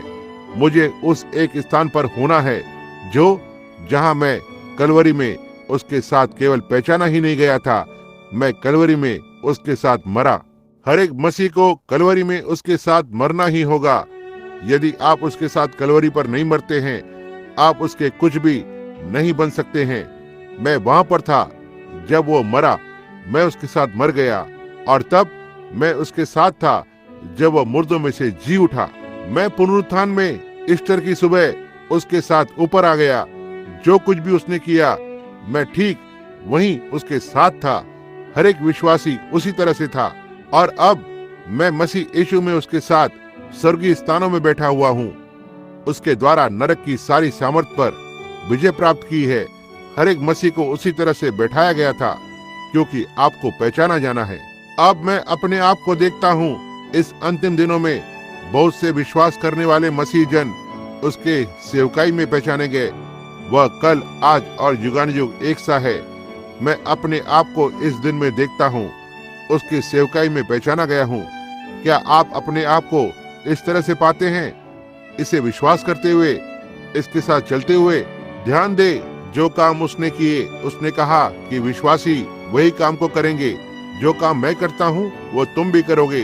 तब क्या आप उसके साथ पहचाने जा सकते हैं? फिर जब वचन पर निंदा आती है, तो क्या आप निंदा के लिए खड़े हो सकते हैं? जैसे वो खड़ा था, उसके साथ पहचाने गए। मैं उसके साथ पहचाना गया था। मैं पेंटिकोस के दिन उसके साथ था। मैं वहां ऊपर चेलों के साथ था। पवित्र आत्मा के बपतिस्मा में उनके साथ पहचाना गया। मैं सोचता हूँ कि यदि कलीसिया को अब इतनी अधिक बेसुधी नहीं हुई होती कि वे उनमें से कुछ यहाँ तक कि विश्वास नहीं करते कि पवित्र आत्मा की जैसी कोई चीज भी है। देखो कि कलीसिया कहाँ पहुंच गई है। ये एक बहुत ही बुरी बेसुधी की बीमारी है। देखो, वे भूल गए हैं कि वहां पहले यीशु मसीह था। वे भूल गए हैं यीशु मसीह क्या था। वे भूल गए हैं। उन्होंने सोचा कि यह सिर्फ एक नियम को बनाने वाला था, या भविष्यवक्ता, या एक भला मनुष्य था। वे भूल गए वो परमेश्वर था। वे भूल गए कि वो कल, आज और युगानुयुग एक सा है। और कलीसिया को आत्मिक बेसुधी की एक बुरी बीमारी हुई है। वे इन सब बातों को भूल गए हैं। वे अब इसे और नहीं समझते हैं। हमें पेंटिकोस में उन चेलों के साथ होना ही है, उनके साथ पहचाना जाना। मैं पेंटिकोस के दिन पतरस के उपदेश के साथ पहचाना गया था। प्रेरितों के काम 2 अध्याय में मैंने सुना जो उसने कहा। मैं विश्वास करता हूँ जो उसने कहा। मैंने आज्ञा का पालन किया जो उसने कहा। अब मैं उसी चीज के साथ पहचाना गया हूँ। आत्मिक बेसुधी को न लगाएं। क्योंकि आप अपनी स्वयं की पहचान किसी और के साथ देंगे। ठीक उस वचन के साथ बने रहो। हम कलीसिया के साथ थे जब यीशु मसीह के द्वारा ये आज्ञा दी गई थी। प्रेरितों के काम 16वां अध्याय में, तुम सारे संसार में जाकर और सुसमाचार को प्रत्येक प्राणी को प्रचार करो। मैं चाहता हूँ कि मेरी पहचान वहां हो, सारे संसार को, प्रत्येक प्राणी को। ये चिन्ह उनके पीछे जाएंगे, वे जो विश्वास करते हैं उसमें पहचाना जा सकता हूँ। तो अब क्या आप उसके साथ पहचाने गए हैं, या आपके पास कुछ आत्मिक बेसुधी है जो आप पाते हैं कि आप विश्वास नहीं करते कि वे चिन्ह विश्वासियों के पीछे जाते हैं? देखो, यदि आप इसे विश्वास नहीं करते हैं तो आपके पास आत्मिक बेसुधी है। देखो, आप भूल गए हैं कि परमेश्वर ने यह प्रतिज्ञा की थी। उसने कहा, ये चिन्ह उनके पीछे जाएंगे, वे जो विश्वास करते हैं। इसे मत भूलना। आप इसे भूल नहीं सकते हैं और एक मसीह बने। आपकी इसके साथ अवश्य ही पहचान होना है। आपकी अवश्य ही संत यूहन्ना 14वां अध्याय 12वें पद के साथ पहचान होना है। वह जो मेरे साथ विश्वास करता है, जो काम मैं करता हूँ उसे वो भी करेगा। इसे मत भूलना। यदि आप भूलते हैं तो आपको आत्मिक बेसुधी हो गई है। आप भूल गए हैं कि आप कौन हो। आप भूल गए हैं कि आपकी गवाही का क्या महत्व है। इसके बारे में उसने कहा, यदि तुम मुझ में बने रहते हो और मेरा वचन तुम में, तुम जो चाहो मांग सकते हो और वो तुम्हारे लिए हो जाएगा। क्या आप वहाँ पहचाने गए हैं? यह विश्वास करना कि यह सत्य है। मरकुस 11, जब उसने कहा, यदि तुम इस पहाड़ से कहो हट जा और अपने हृदय में संदेह न करें, लेकिन विश्वास करें कि तुमने जो कहा है वह पूरा होगा, तुम्हारे पास वो होगा जो तुमने कहा है। क्या आप वहाँ पहचाने जा सकते हैं? यह विश्वास करना कि यह सत्य है। यदि ऐसा नहीं है तब आपको आत्मिक बेसुधी हो रही है और आप भूल जाते हैं। आप अपना मसीही संतुलन खो देते हैं। आप नहीं बता सकते आप कहाँ से हैं। आप कहते हैं, मैं मेथोडिस्ट हूँ, मैं बैप्टिस्ट हूँ, यही है इसके बारे में मैं जो जानता हूँ। मैं पेंटिकॉस्टल हूँ, मैं ये हूँ, वो हूँ या इत्यादि हूँ। ध्यान रहे, इसका मतलब ये हो सकता है कि बीमारी का चिन्ह आप पर दिखाई दे रहा है। आपको कुछ आत्मिक बेसुधी हो गई है। आप कहते हैं, अच्छा भाई ब्रैनम, मैं इस पर विश्वास करता हूँ और मैं शायद ही नहीं। अब जरा एक मिनट रुकना। यदि परमेश्वर ने इन चीजों को करने की प्रतिज्ञा की है और कहा कि वे अंतिम दिनों में होंगी और आपके संप्रदाय आपको इससे दूर रखते हैं, यह एक अच्छा चिन्ह है। मैं आप पर उस रोग के चिन्ह को देख सकता हूँ। यह आत्मिक बेसुधी की बीमारी है। आप खुद को वचन के साथ पहचान देने से भूल गए हैं। आप कहते हैं, मैं विश्वास नहीं करता कि बीमार चंगे होते हैं। आपको आत्मिक बेसुधी हो गई है। आप कहते हैं, मैं पवित्र आत्मा के बपतिस्मे में विश्वास नहीं करता। आत्मिक बेसुधी। आप कहते हैं, मैं विश्वास नहीं करता कि परमेश्वर ने अंतिम दिनों में इन चीजों को करने की प्रतिज्ञा की थी। तब आपने बजाय बाइबल के एक संस्था को या कुछ सिद्धांत की बात को सुना है। आपके पास आत्मिक बेसुधी है। तब आप नहीं जानते कि आप कहां से संबंध रखते हैं। आप अंगीकार कर रहे हैं, एक मसीही हैं और वचन को इनकार करते हैं, जो आपको फिर से आत्मिक बेसुधी में वापस लाता है। देखो, आप नहीं जानते आप कहां खड़े हैं। आपको आत्मिक बेसुधी हो गई है। आप अपने आप की वचनों के साथ पहचान नहीं दे सकते हैं। आपको चेलों के साथ होना होगा। आपको सारे वचनों के साथ होना होगा, कलीसिया के साथ, जब इसे आज्ञा दी गई थी। लेकिन अब जैसे कलीसिया को आज्ञा दी गई थी, तुम सारे संसार में जाकर और सुसमाचार को प्रचार करो। ये चिन्ह उनके पीछे जाएंगे जो विश्वास करते हैं। यह उसके लिए आज्ञा थी। अब उनके पास यही आज्ञा थी, लेकिन उन्हें यह आत्मिक बेसुधी की एक बुरी बीमारी लग गई है। बिल्कुल वैसे ही जैसे हवा को एक दिन उस बगीचे के आसपास उस पर बीमारी लग गई। अब वो इजराइल के जैसे है जो इसी बीमारी से पीड़ित है। धर्म विद्यालय के भोजन से एक एलर्जी जो आपको आत्मिक बेसुधी को दे देगा। कुछ धर्म विद्यालय के भोजन को लें और आपको एलर्जी हो जाएगी और फिर पहली बात जो आप जानते हैं, आपको बुरी तरह से बेसुधी की बीमारी हो जाएगी। आप विश्वास नहीं करते जो कुछ बाइबल कहता है। आज कलीसिया के साथ यही वजह है, यही वो वजह है जिससे आज हमारे पास बेदारी नहीं हो सकती है।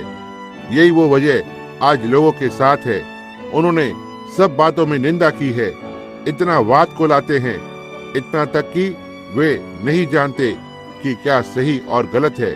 ठीक, वह अपने प्रभु को याद नहीं कर सकती, वह उसके वचन को याद नहीं कर सकती, वह प्रतिज्ञा को याद नहीं कर सकती। बस यही था जो इज़राइल के साथ मामला था। जब यीशु दृश्य पर आया, वे याद नहीं कर सके कि एक कुंवारी गर्भवती होगी। वे याद नहीं कर सके कि मूसा ने कहा, प्रभु तुम्हारा परमेश्वर मेरे जैसे एक भविष्यवक्ता को खड़ा करेगा। उनके पास आत्मिक बेसुधी थी। बिल्कुल यही है जो आज कलीसिया को हुआ है। उसने कहा ये अंतिम दिनों में पूरा होगा कि यह चीजें जगह लेंगी जो हम जगह लेते देख रहे हैं, और कलीसिया बस 12 बजे की तरह मृत पड़ा हुआ है। यह क्या है? आत्मिक बेसुधी। हम खुद को पेंटिकॉस्ट कहते हैं और पहचान नहीं दे सकते हैं, और वचन में खुद की पहचान नहीं दे सकते हैं जब इसे मसीह के पुनरुत्थान की सामर्थ्य में प्रचार किया गया है, और उसे यहाँ हमारे बीच में इसे प्रदर्शित करते हुए और बिल्कुल वही करते हुए जो उसने कहा कि वो इसे करेगा। फिर वहाँ देखो, हमारे संप्रदाय के सिद्धांत ने हमें आत्मिक बेसुधी में डाल दिया है। हम पीड़ित हैं, हम नहीं जानते कि हम कहाँ से हैं। एक कागज पत्रों को इस कलीसिया से लेता है दूसरे कलीसिया के लिए, और इस कलीसिया से और यह मत और वो मत। समझे? हमें जिस चीज की फिर से आवश्यकता है कि एक और आमोस दृश्य पर आए, लेकिन यहोवा यो कहता है वाले वचन के साथ, क्या हम उसे ग्रहण करेंगे? लगभग जैसे उन्होंने किया। उन्होंने उसे कभी भी ग्रहण नहीं किया, वे उसे आज भी ग्रहण नहीं करेंगे। वो शायद ही किसी स्थान पर सिर को रख सकता है प्रचार करने के लिए। अब यह बिल्कुल सही है, ठीक है, क्योंकि कलीसिया इस आत्मिक बेसुधी से पीड़ित है। अब क्यों? परमेश्वर ने इस अंतिम दिनों में प्रतिज्ञा की है, जब मनुष्य का पुत्र प्रकट होगा, लूका के अनुसार 17वें अध्याय में, उस चिन्ह पर जो सदोम में जगह ले रहा था फिर से जगह लेगा। और लोग देखते हैं ऐसा हुआ है, और उनमें से कुछ लोग यहाँ तक कि इसे विश्वास भी नहीं करते हैं। वे सोचते हैं कि यह मनों को पढ़ना जो टेलीपैथी है। वे सोचते हैं यह एक शैतान की आत्मा है। यह क्या है? ये आत्मिक बेसुधी के साथ पीड़ित है। बिल्कुल ऐसा ही है। वे प्रभु को नहीं समझ सकते। यीशु मसीह कल, आज और जुगानुजुग एक सा है। जो वो तब था वो अब है। लेकिन क्या हुआ? बस खुद को और अधिक वचन के साथ पहचान नहीं दे सकते हैं। क्यों? वो नहीं जानती। वो एक आवास यानी कि लॉज है या एक कलीसिया है। वह नहीं चाहती कि उसे आवास लॉज कहकर बुलाया जाए, और उसे कलीसिया कहकर नहीं बुलाया जा सकता है, क्योंकि कलीसिया बुलाए जाने के लिए खुद की पहचान मसीह के साथ देगी। वह उसे आत्मिक बेसुधी देती है। वह नहीं चाहती कि उसे आवास, वो लॉज कहकर बुलाया जाए। सो ये पेंटिकॉस्टल कलीसिया नहीं है, मेथोडिस्ट कलीसिया नहीं है, बैप्टिस्ट कलीसिया। यह तो पेंटिकॉस्टल आवास या लॉज है। मेथोडिस्ट आवास यानी लॉज है, और बैप्टिस्ट आवास वो लॉज है, क्योंकि वो वचन के साथ पहचाने नहीं जा सकते हैं। और जब वचन प्रकट बनता है, वे फिर भी इसे विश्वास नहीं करते हैं। यह एक बीमारी है, आत्मिक बेसुधी। खुद की पहचान नहीं दे सकते। वे नहीं जानते कि कहां से वे संबंध रखते हैं। ये सही बात है। यह बिल्कुल इसी तरह से है जैसे कुछ तो संकरित किया जाना। जैसे कि मैं अक्सर कहता हूँ, मैंने हमेशा सोचा कि मैंने जो सबसे मूर्ख चीज देखी है उनमें से एक खच्चर थी। देखो, वह एक संकरित है। देखो, उसकी माँ एक घोड़ी थी, उसका पिता गधा था, और वो यहाँ तक ये जानता भी नहीं कि वो कहाँ से है। और पहली बात जो आप जानते हैं, आप उसे प्रजनन कर सकते हैं और एक गधे को प्राप्त कर सकते हैं, और फिर यह खच्चर को प्राप्त कर सकते हैं। लेकिन खच्चर खुद को फिर से वापस प्रजनन नहीं कर सकते। देखो, वो नहीं करते हैं। आप उसे कुछ नहीं सिखा सकते। वो कठोर हट्टी होते हैं। आप उसे कभी भी कुछ नहीं बताएंगे। आप उनके बड़े लंबे कान को तैयार कर सकते हैं, और वो उसके जीवन के सबसे लंबे दिन तक बस इंतजार करता रहेगा उसके मरने से पहले, ताकि आपको लात मारे। ऐसा ही है, वो हमेशा किसी चीज के लिए रुका रहता है ताकि ये आप पर गुस्सा निकाले, यदि वो कर सकता है तो। और ये मुझे बहुत सारे कहलाने वाले संकरित मसीह लोगों की याद को दिलाता है। उनके कलीसिया को संकरित कर दिया है, इतना तक उन्हें आत्मिक बेसुधी हो गई है। वे कुछ भी फिर से उत्पन्न नहीं कर सकते हैं। वे संकरित दाने के बारे में बात करते हैं। संकरित दाना कुछ भी नहीं है। ये सबसे खराब चीज है जिसे आप हमेशा अपने मुंह में डालते हैं। कुछ भी जो संकरित है, यही कारण है आप इन छोटे क्यारी के पौधों को लेते हैं और संकरित चीजों को और इस पर छिड़काव करते हैं और इसका इलाज करते और इसकी अच्छी तरह से देखभाल करते हैं। क्यों? क्योंकि ये इस पर से कीटाणुओं को दूर नहीं कर सकते हैं। लेकिन एक सच्चा असली नस्ल का पौधा, आपको उस पर कोई कीटाणुनाशक नहीं डालना होता है। उसके पास उसी में खुद की शक्ति होती है कि वो कीड़ों को उससे दूर रखे। यही है जो ये लेता है, ताकि एक वास्तविक सच्चे आत्मा से भरे हुए मनुष्य के अविश्वास के कीटाणुओं को दूर करे। एक बूढ़े खच्चर को लें और आप उससे बात करने के लिए जाएं। कहें, कहो खच्चर, मैं चाहता हूं तुम ऐसा करो वैसा करो। वह वहां बैठा होगा। हाँ हाँ हाँ, वे बड़े बड़े कान ऊपर और नीचे हो रहे हैं। मैंने बहुत से कहलाने वाले मसीह लोगों को लगभग इसी तरह से देखा है। आप कहते हैं यीशु मसीह कल, आज और युगानुयुग एक सा है। ये चिन्ह उनके पीछे जाएंगे जो विश्वास करते हैं। हाँ, मैं सोचता हूँ कि अद्भुत कार्य के दिन बीत गए हैं। हाँ हाँ हाँ, देखो, वह नहीं जानता वो क्या विश्वास करता है। वह कुछ भी नहीं जानता। वह नहीं जानता कि वो कहाँ से आया है। वो नहीं जानता कि वो कहाँ जा रहा है। उसे घोड़े की बेसुधी हो गई है। वो नहीं जानता कि वो कहाँ से आया है और वो आगे नहीं जा सकता है। लेकिन मैं एक सच्चा असली नस्ल के पौधे के जैसा हूँ। ओह, वो सज्जन है। आप उससे बात कर सकते हैं। वो जानता है कि उसका पिता कौन है, उसकी माँ कौन है, दादा कौन है और दादी कौन है। उसे अच्छी नस्ल के कागजात मिल चुके हैं ताकि दिखाए वो कहाँ से आया है। और मैं एक अच्छी नस्ल के मसीह को पसंद करता हूँ जो पूरी तरह से वहाँ पीछे परमेश्वर के वचन के लिए वापस जा सकता है, पेंटिकोस्ट के दिन तक, और वहाँ खुद की पहचान उन संतों के साथ दे सकता है जहाँ पवित्र आत्मा की सामर्थ उन पर उतर आई थी। यही एक अच्छी नस्ल के मसीह है। वह जानता है कि वह कहाँ से आया है। वो मेथोडिस्ट के साथ नहीं पहचाना गया है, बैप्टिस्ट या न ही किसी और के साथ उसकी परमेश्वर के वचन में पहचान हुई है। उसे ठीक ठीक जानता है कि वो कहाँ पर खड़ा है। उसके पिता का वो शाही लहू उसमें से होकर बहता है, यीशु मसीह का लहू। वो जानता है कि वो क्या करता है। वो हर एक वचन पर विश्वास करता है। परमेश्वर उसके जरिए से काम करता है और चिन्हों के साथ इसे साबित करता है जो उसने अनुकरण करने की प्रतिज्ञा की थी। उसने आत्मिक बेसुधी को नहीं पाया है। वो एक सच्ची असली नस्ल का है। मैं इसे पसंद करता हूँ। लेकिन आज कलीसिया को आत्मिक बेसुधी का एक बुरा रोग लग गया है। ये नहीं जानती कि वो कहाँ से संबंध रखती है। ये इसके बारे में सब भूल गई है। ये सारी चीजों को भूल गई है जो इसे एक कलीसिया बनाती है। हमें क्या बात धनी बनाती है जो हम हैं। यह फिर से लौदकिया के स्थान पर है, वापस उस धनी स्थान के अंदर जैसे इजराइल था। जब ये निर्धन था, उसे परमेश्वर पर भरोसा करना था हर एक चीज के लिए जिसके लिए ये कर सकता था। जो कुछ उसे मिला, इसने परमेश्वर पर भरोसा किया। तब परमेश्वर इसके साथ था और ये आत्मिक था और आगे बढ़ता गया। लेकिन जब ये धनी हो गया तो क्या हुआ? उनके शहर बसने लगे और उनकी स्त्रियां अनैतिक हो गई।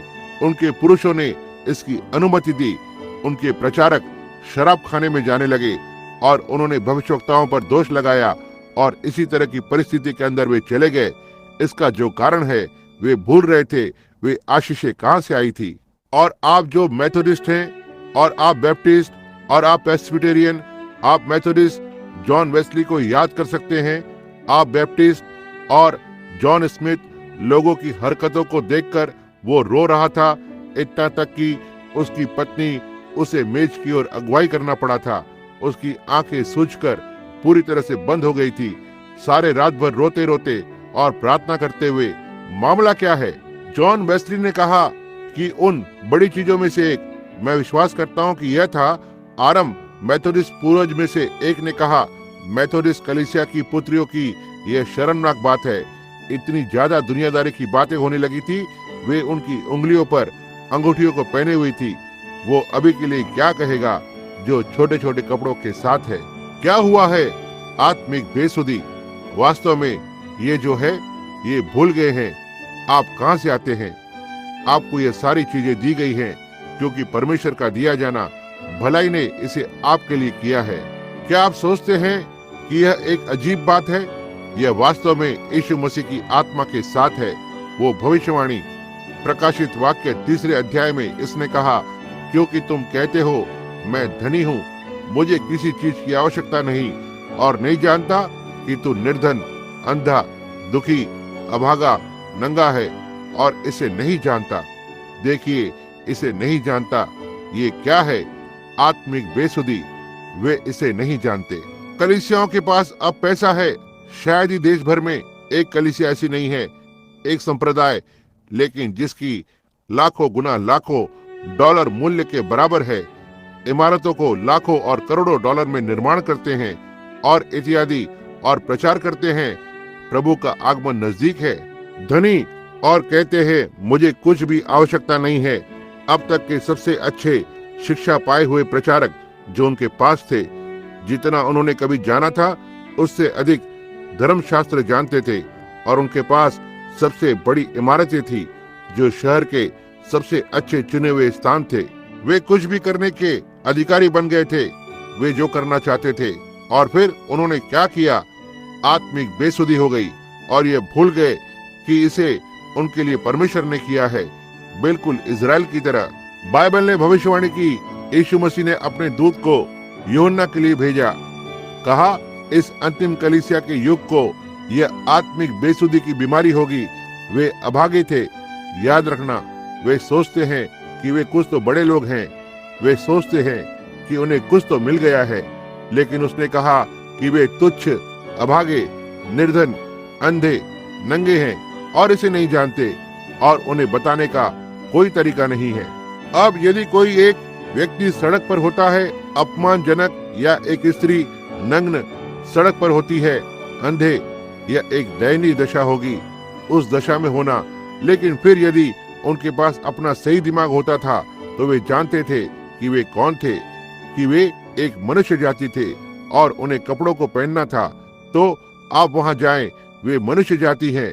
मनुष्य जाति के साथ पहचान देना चाहिए, और वहां पर बाहर तुच्छ, अभागे, अंधे, नंगे हैं, और आप उसके पास जाएं, भाई तुम नग्न हो, अब यहाँ मैं फलाना और फलाना डॉक्टर हूँ, तुम बस अपना काम करो, मैं तुम्हें बताता हूँ, मैं फलाना और फलाना से संबंध रखता हूँ, तुम्हारा कोई काम नहीं है, तुम पवित्र पाखंडी, मुझे कुछ भी बताने की आवश्यकता नहीं।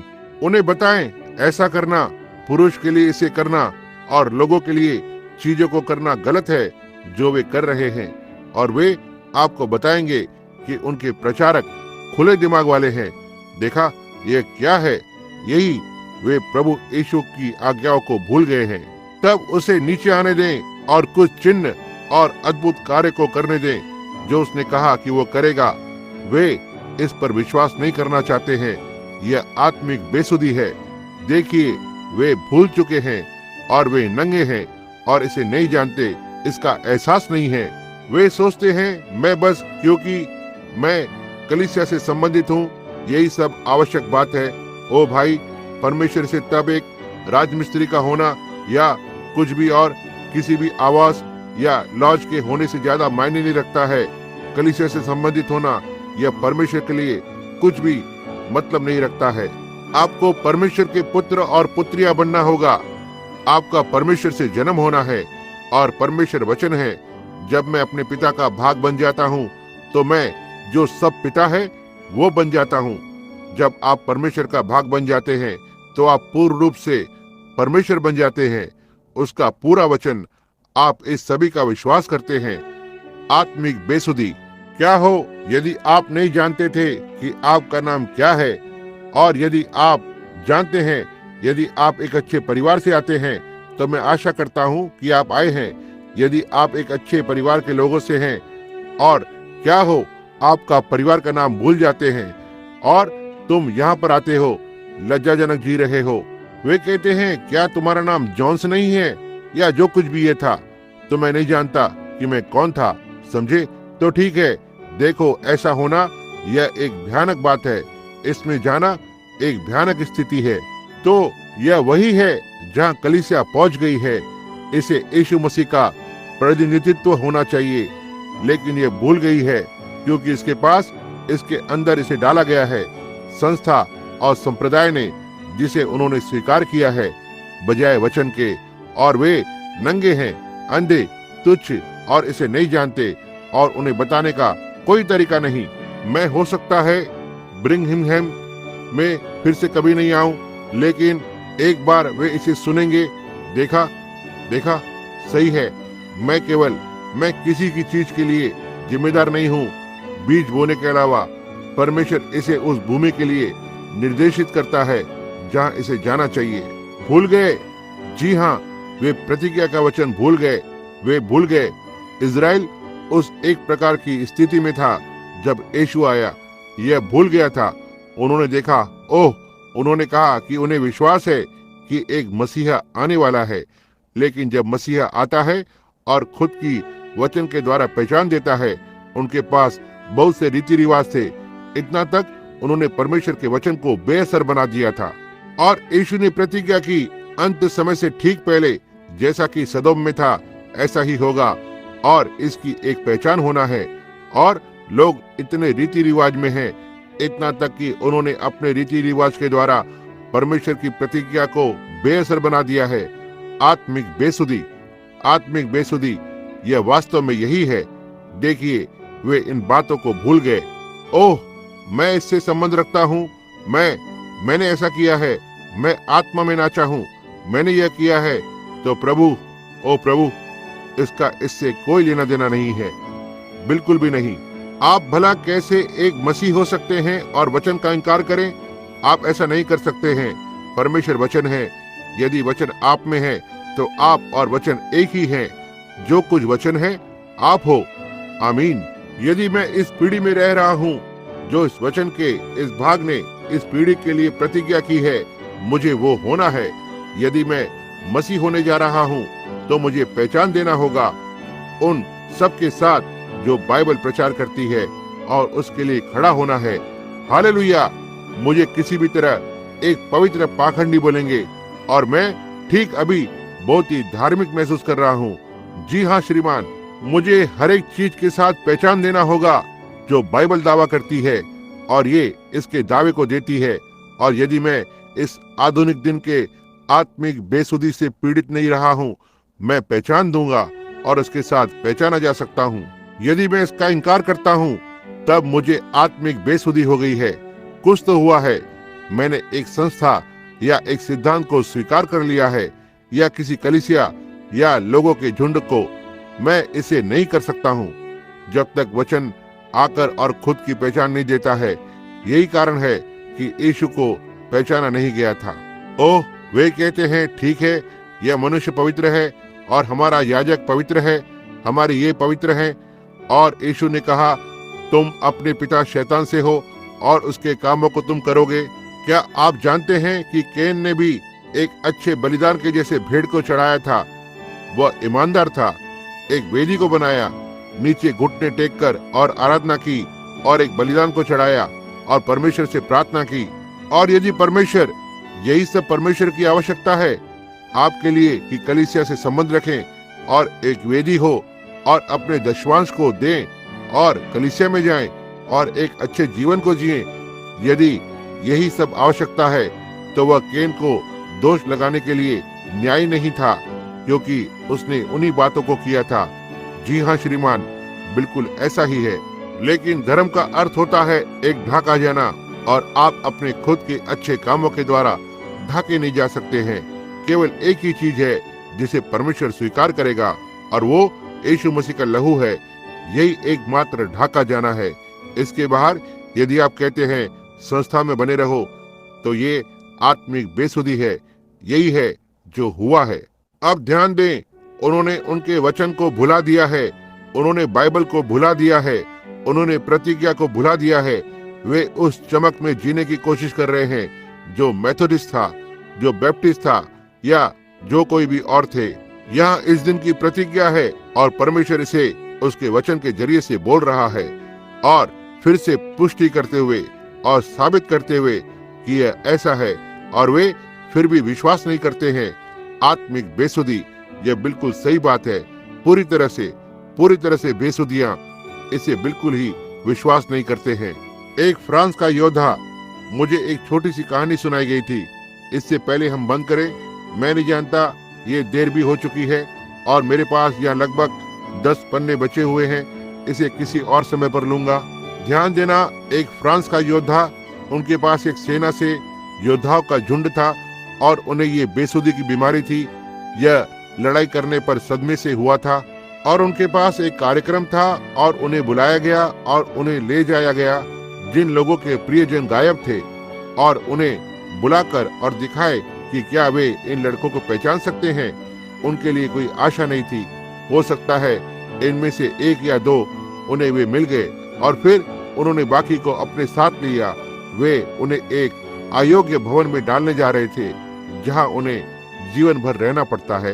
वे पहाड़ों के ऊपर जा रहे थे ट्रेन को रोककर, और उन्होंने एक स्टेशन पर रोका, लड़कों को बाहर जाने दिया और अपने पैरों को फैलाया और गार्ड पहाड़ी पर नीचे उतर गए ताकि उन्हें देखे। क्योंकि वे एक बेसुधी की बीमारी के साथ थे, इसलिए उन्हें देखना पड़ा था। तो उन्होंने वहां एक युवा लड़के को देखा। वह बाहर निकला और वो उस पानी की टांकी को यहाँ वहां देखने लगा और देखो, पहाड़ी के चारों ओर देखने लगा। उसने अपने चेहरे को रगड़ा और वो सोचने समझने लगा और उसने फिर से देखा और उसने पानी की टंकी को देखा। उसने स्टेशन पर चारों तरफ देखा और उसने चलना आरंभ किया। गार्ड उसे रोकने की बजाय उसके पीछे चलने लगा। वो पहाड़ी के ऊपर गया, नीचे छोटा सा रास्ता था, दाईं ओर मुड़ गया और एक और छोटी पहाड़ी के ऊपर चला गया और वहां छोटे से लकड़ी के बने कोठरी के पास आया। उसने देखा बाहर चौखट पर आते हुए एक बूढ़े आदमी को उसके हाथ में बेत को लिए हुए। वो बाहर आया और उसके चारों ओर अपने हाथों को डाल दिया। कहा, मेरे पुत्र, मैं जानता था कि तुम लौट आओगे। उन्होंने मुझे बताया था कि तुम मर गए थे, लेकिन मैं जानता था कि तुम लौट आओगे। और लड़का अपने आपे में आ गया था। उसकी बेसुधी ने उसे छोड़ दिया था। वो पहचान सकता था कि वो कौन है। वो जानता था कि यह उसका पिता था। ओह, क्रूस के योद्धा की बहुत अधिक प्रशिक्षण मिलने से उसे झटका लग गया था। संप्रदाय और संस्था और संसार की चीजों के बहुत से झटके। आप बस कुछ मिनटों के लिए क्यों नहीं बाहर कदम को रखते हैं और बाइबल की ओर क्यों नहीं देखते? हो सकता है आप इधर उधर भटकें और आप अपने आप की यहाँ इस वचन में पहचान को देख सकते हैं। इन दिनों में से एक विश्वासी की नाई आप हो सकता है उसे नहीं जानते हो। आप अपने आपे में आ सकते हैं जैसे उड़ाऊ पुत्र ने किया और खुद को पाया। आप अपनी उस परमेश्वर के वचन में पहचान को देख सकते हैं। किसी ने एक दिन कहा, ज्यादा समय नहीं हुआ, कहा, लेकिन भाई ब्रैनम, हम पेंटिकॉस्टल के लोगों की ओर देखो।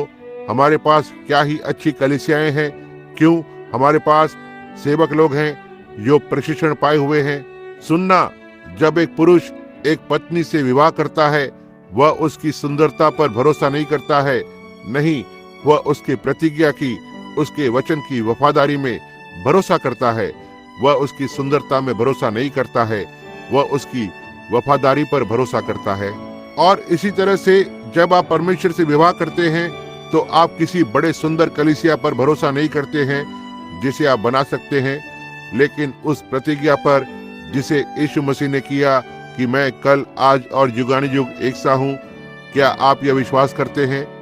आइए हम कुछ क्षण के लिए अपने सिर को झुकाएं।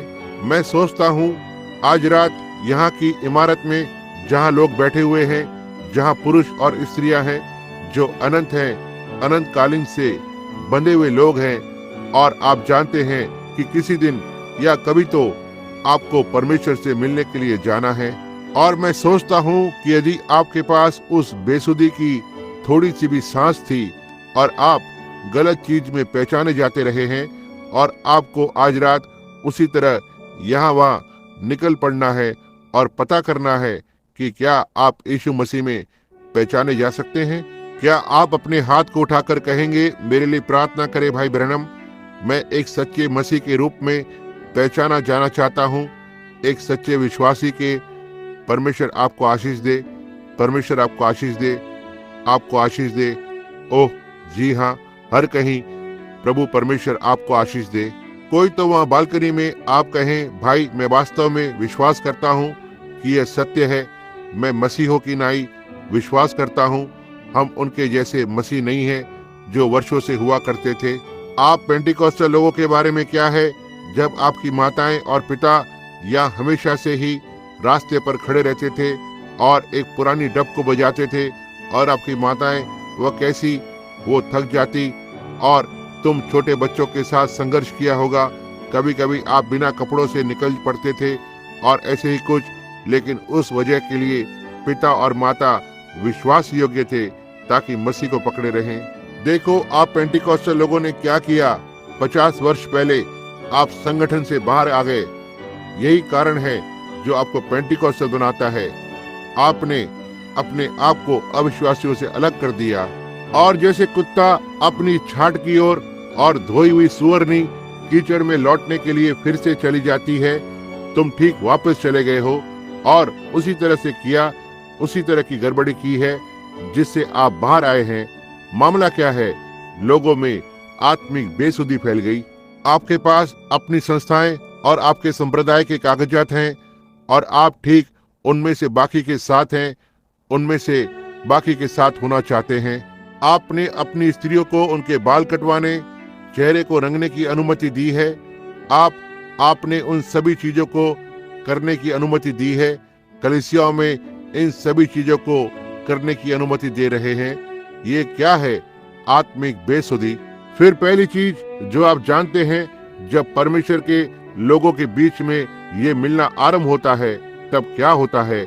आप इसे ग्रहण नहीं कर सकते हैं। देखो, आप उस बेसुधी से बीमार हो रहे हैं।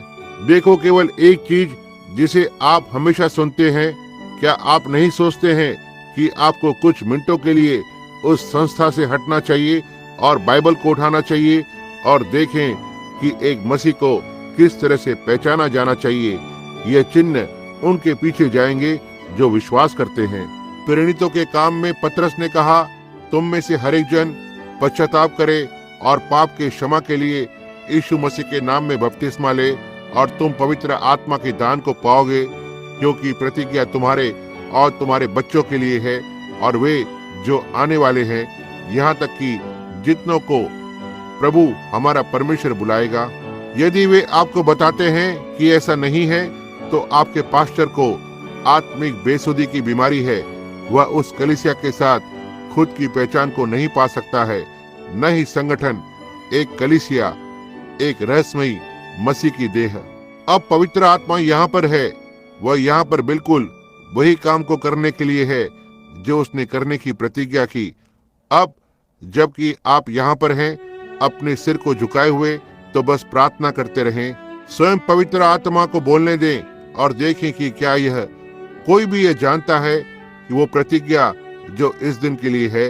अब आप जो आवश्यकता में हैं, आज रात आप में से बहुतों ने अपने हाथ ऊपर उठाए हैं। इससे पहले आप ये करें। मैं सोचता हूँ जबकि हम यहाँ पर हैं और वास्तव में बीमारों के लिए प्रार्थना करते हैं, मैं सोचता हूँ यदि आप उस अविश्वास से, उस संप्रदाय से, उस संस्था से दूर हो सकते हैं जो आपको बताते हैं कि ये चीजें ऐसी नहीं है, जो आपको बताएंगे कि यह शैतान नहीं है। जब वे ऐसा करते हैं, वे इस संसार में कभी क्षमा नहीं किए जाएंगे या आने वाले संसार में। क्या होगा यदि यह सच्चाई हो? तो जरा सोचे, क्या हो यदि ऐसा है? तब आप कहां पर हो? देखो, आपको इसे बोलना नहीं है, केवल इसे आपके हृदय में विश्वास करना है। और यहाँ पर वे लोग हैं जो इसे विश्वास करते हैं। मैं यहाँ पर पिछली 2 रातों से बैठा हूँ, किसी बात के तहत परिश्रम कर रहा हूँ। बस प्रभु मेरी जीभ को रोके और लगाम दे ताकि इस सही बात को बताता रहूं। और याद रखना मित्रों, यह आपके और परमेश्वर के बीच है। क्या हो यदि यह गलत है तो, और आप इसे सोच रहे हो, आप जानते हैं कि क्या होता है, आपको इसके लिए कभी भी क्षमा नहीं किया जाएगा। आत्मिक बेसुधी, आप ठीक अपने अनंत मृत्यु के अंदर चले जाएंगे। अविश्वास, वो जो विश्वास नहीं करता है वो पहले से ही दोषी हो गया है। अब अपनी बीमारी के लिए प्रार्थना करें। कहो, प्रभु यीशु, आपने प्रतिज्ञा की थी मैं यहाँ कुछ अजनबी हो सकते हैं जो यहाँ पहले कभी नहीं थे। यीशु ने प्रतिज्ञा की, जैसे ये था, मैं एक वचन को लूंगा। लूत के दिनों में जब परमेश्वर एक देह में प्रकट हुआ था और लोग अब्राहम, चुना हुआ झुंड, बाहर बुलाया हुआ झुंड, और इब्राहिम का नाम अब्राहम के लिए बदल दिया गया था, तब उसने वचन को देहधारी होते हुए देखा और इसने सारा के हृदय में जो विचार थे उसे जान लिया। और जब अब्राहम का शाही बीज आया तो उसने ऐसा ही किया और उन्होंने उसे शैतान कहा। उसने कहा, अब जब पवित्र आत्मा आता है तो वो उसी चीज को करेगा। कहा, अब जब आप मुझे ऐसा कहते हैं तो क्षमा है, लेकिन जब आप पवित्र आत्मा के विरोध में बोलते हैं तो कोई क्षमा नहीं है। अब होने पाए वह अपनी सामर्थ्य में श्रोतागणों में से होते हुए आए, आप कहीं भी हों, और अपने आत्मिक परख के साथ दिखाते हुए कि वो वचन है। इसलिए यदि यहाँ कोई बेसुधी से पीड़ित है कि वे इससे पहले कि वेदी की बुलावट की जाए वे बिना बहाने के होने पाए, प्रभु परमेश्वर सहायता करे। अब अपने सिर को झुकाकर आदर पूर्वक प्रार्थना करें। देखो, मेरे सामने यहाँ एक महिला बैठी है। उसने अपने चेहरे के ऊपर अपने हाथों को रखा है। वह रीढ़ की हड्डी की बीमारी से पीड़ित है और उसे नसों की कमजोरी भी है। उसे पेट में तकलीफ है और वह अब यहाँ मेरे सामने बैठी हुई है और वह जान सकती है वह इस देश से नहीं है, वह मैकॉन नामक शहर से है। जी हाँ, क्या आपको विश्वास है कि परमेश्वर मुझे बता सकता है कि आप कौन है? आप कुमारी आयर्स हैं। यदि यह सही है तो अपना हाथ उठाएं। मैं आपके लिए एक अजनबी हूँ। यह सच है, क्या ऐसा नहीं है? अब आपकी परेशानी खत्म हो गई है। यीशु मसीह, आपने उसके वस्त्र को छुआ है, उसने आपको चंगा किया है। अब केवल विश्वास करें। इमारत के पीछे एक व्यक्ति बैठा हुआ है। वह पवित्र आत्मा के बपतिस्मे के लिए मांग रहा है। वह आत्मा से बपतिस्मा चाहता है।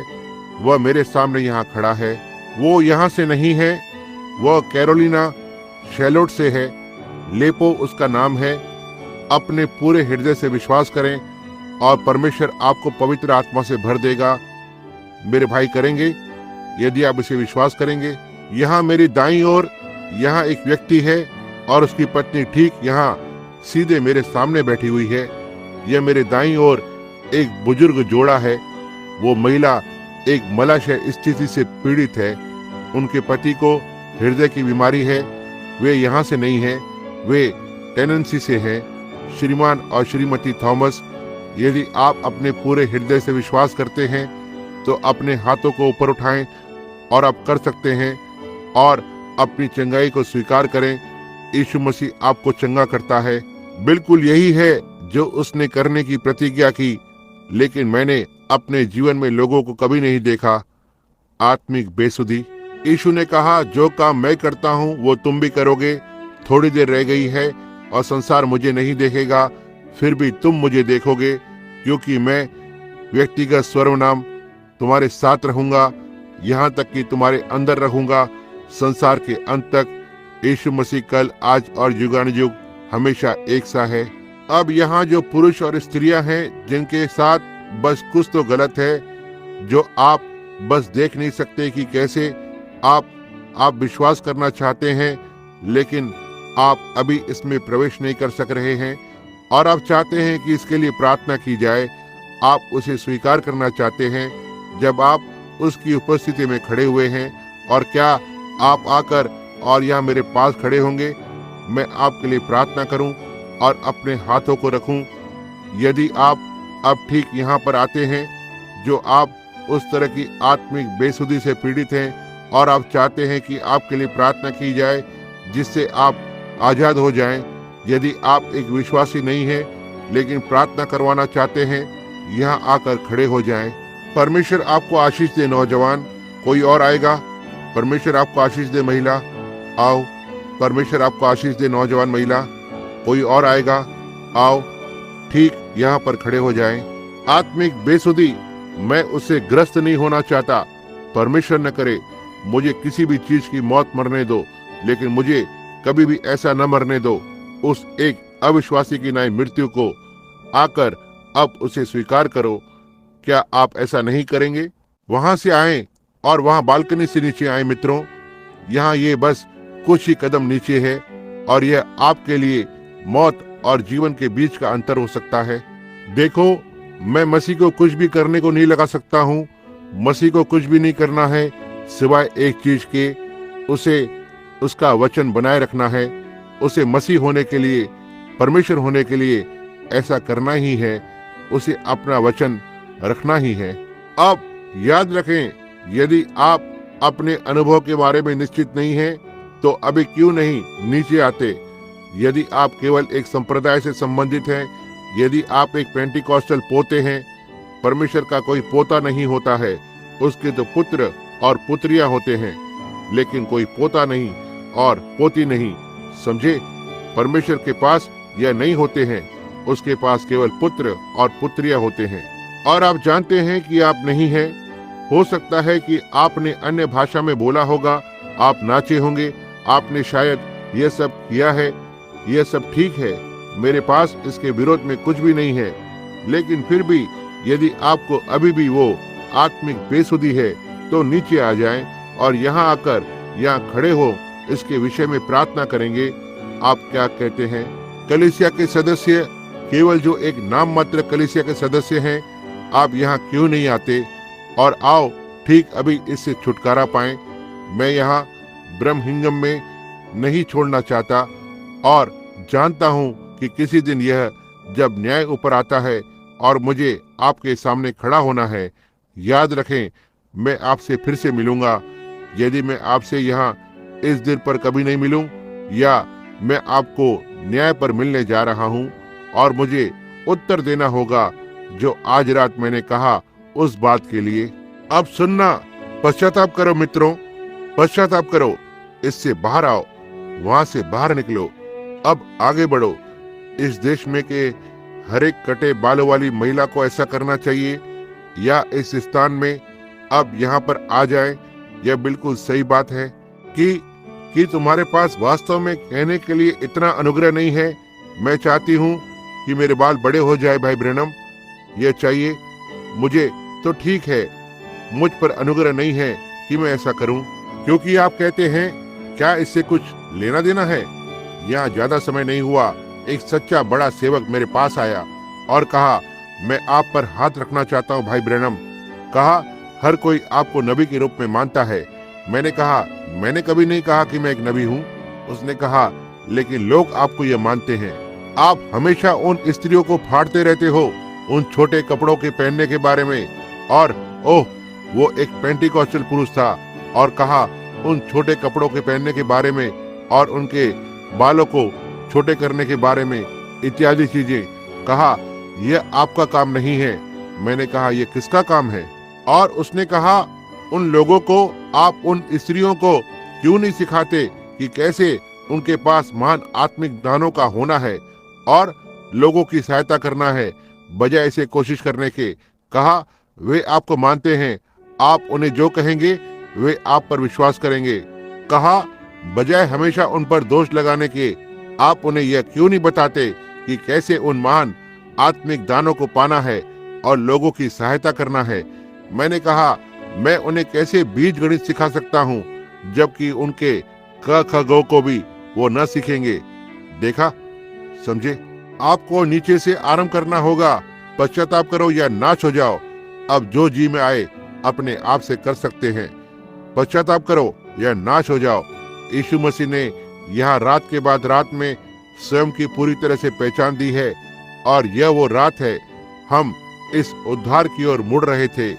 यहाँ बस कुछ ही कदम है और मेरे पास बहुत समय था इंतजार करने के लिए। याद रखें, ब्रह्महिंगम, तुम्हारा लहू मुझ पर नहीं है। मैं निर्दोष हूँ और यदि आपके पास वास्तव में पवित्र आत्मा है तो आपके पास अभी आने का एक अवसर है। और यदि आप किसी और तरह से कलीसिया एकता से पीड़ित हैं, आपके पास आत्मिक बेसुधी की बीमारी है, आप क्यों नहीं आते? यीशु इलाज है, क्या आप नहीं आएंगे? अब कुछ लोगों ने बालकनी को छोड़ दिया है। मैं देखने के लिए रुका हुआ था कि वे कहाँ गए। वे बाहर जा रहे थे या वेदी के पास आ रहे थे। वे यहाँ नीचे, यहाँ आसपास आ गए हैं। ये सही है। आप जो यहाँ पर हैं, वेदी के चारों ओर खड़े हो जाएं, कहें मैं इसके साथ खाली हो चुका हूँ। हाँ, वे नीचे आ रहे थे, 2 महिलाएं, ये अच्छी बात है। अब आगे आ जाएं, बस इससे कुछ कदम आगे, और वे कदम हो सकता है अंतर का महत्व हो। अब देखो, मैं आपसे कुछ पूछना चाहता हूँ। क्या हो यदि आज रात को वो आ जाता है? ओह, कहते हैं वो नहीं आ रहा है।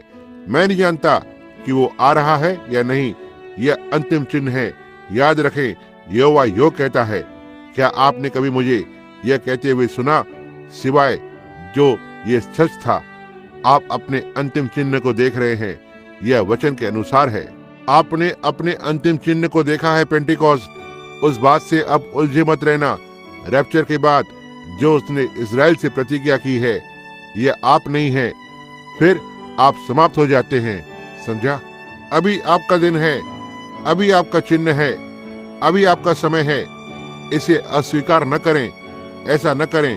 अच्छा होगा आप आ जाएं। क्या आप विश्वास करते हैं कि परमेश्वर का मैं सेवक हूँ? याद रखें, ब्रिमहिंगम, मैं सभ्य लोगों से कभी नहीं मिला हूँ। आप वो सबसे सभ्य लोग हैं जिनसे मैं अपने जीवन में मिलना चाहता हूँ। लेकिन आपको एक बेदारी की आवश्यकता है। आप मर रहे हैं। आप आत्मिक बेसुधी को ले रहे हैं।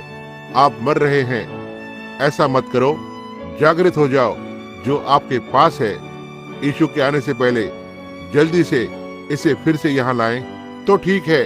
जब वे आते रहें, बस उन्हें आते रहना चाहिए जब तक हमारे पास वे सब नहीं आ जाते जिसे प्रभु यहाँ बुला रहा है।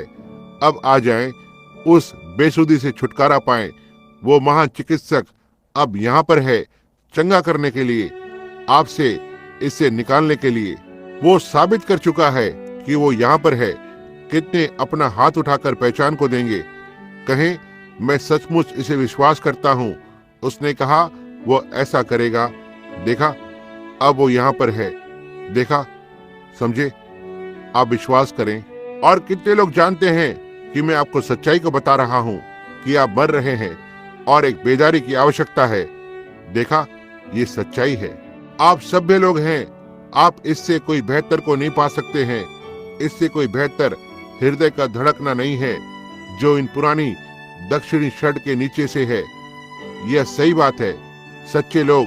लेकिन मित्रों, आपके लिए बेहतर होगा जल्दी से जाग जाओ। इस घड़ी में जो आप सोचते नहीं हैं, यह घटित हो सकता है। ऐसा शायद घटित न हो, मैं नहीं जानता। लेकिन याद रखें, आप अपनी अंतिम चेतावनी को ले रहे हैं। इसलिए भागें जब आपके पास भागने का समय है। अब आगे बढ़ें। जब तक वे आ रहे हैं, मैं प्रतीक्षा करता रहूंगा, क्योंकि हो सकता है एक प्राण की कीमत 10,000 संसार है। और जब तक लोग विश्वास में आ रहे हैं, मैं इसे एक महान बड़ी बेदारी के रूप में आरंभ होते हुए देखना पसंद करूंगा, जो आसपास की हर एक कलीसिया को तैयार करे।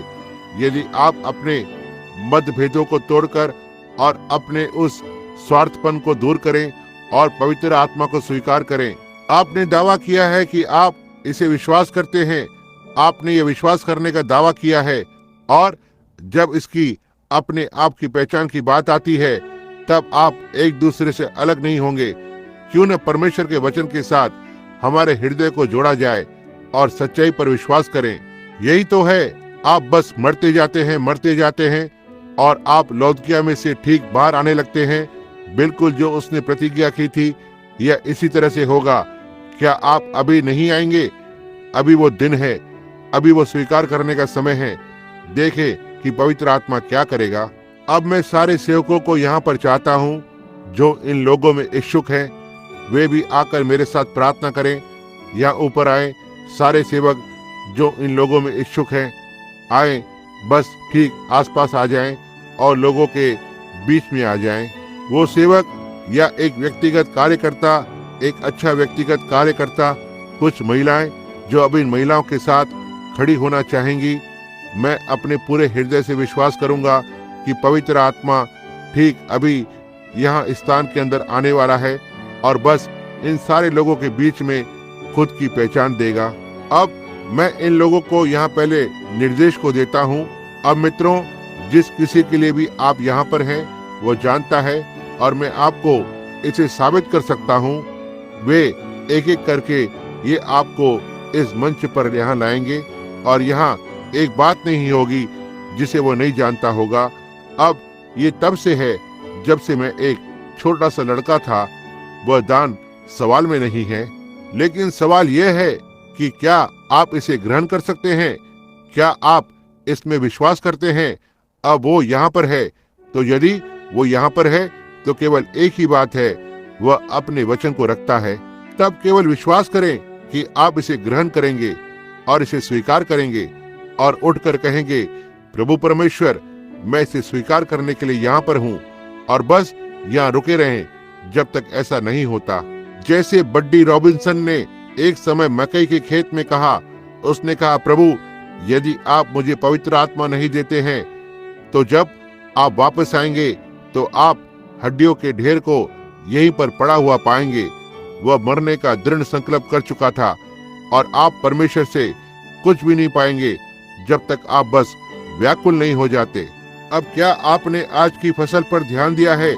क्या आपने आज ध्यान दिया है कि हम क्या करते हैं? हम वास्तव में हमें अपने विषय में इतना अधिक परमेश्वर मिला है, इतना तक कि जहाँ हम मंच पर आकर हम कहते हैं, हाँ हो सकता है, अच्छा होगा, मैं ऊपर आ जाऊं। अब ये संसार भर का अनुभव है। हाँ, मेरे लिए अच्छा होगा ऊपर जाकर और खड़ा रहूं। कहते हैं, ठीक है, मैं नहीं जानता, यहाँ मैं हूँ, देखो। क्या ही वो स्थान होगा उसमें होना। कोई भी आग नहीं जल रही है, कोई उत्साह नहीं है, वहाँ कुछ नहीं है। इसमें अंदर जाएं और एक सुसमाचार प्रचारक के रूप में ये बस मुझे मार देता है। परमेश्वर के लोगों को इस दशा में देखना, हमें आग में होना चाहिए। लेकिन आप देखें ये क्या है? ये बिल्कुल वही है जो मैंने आपको बताया था।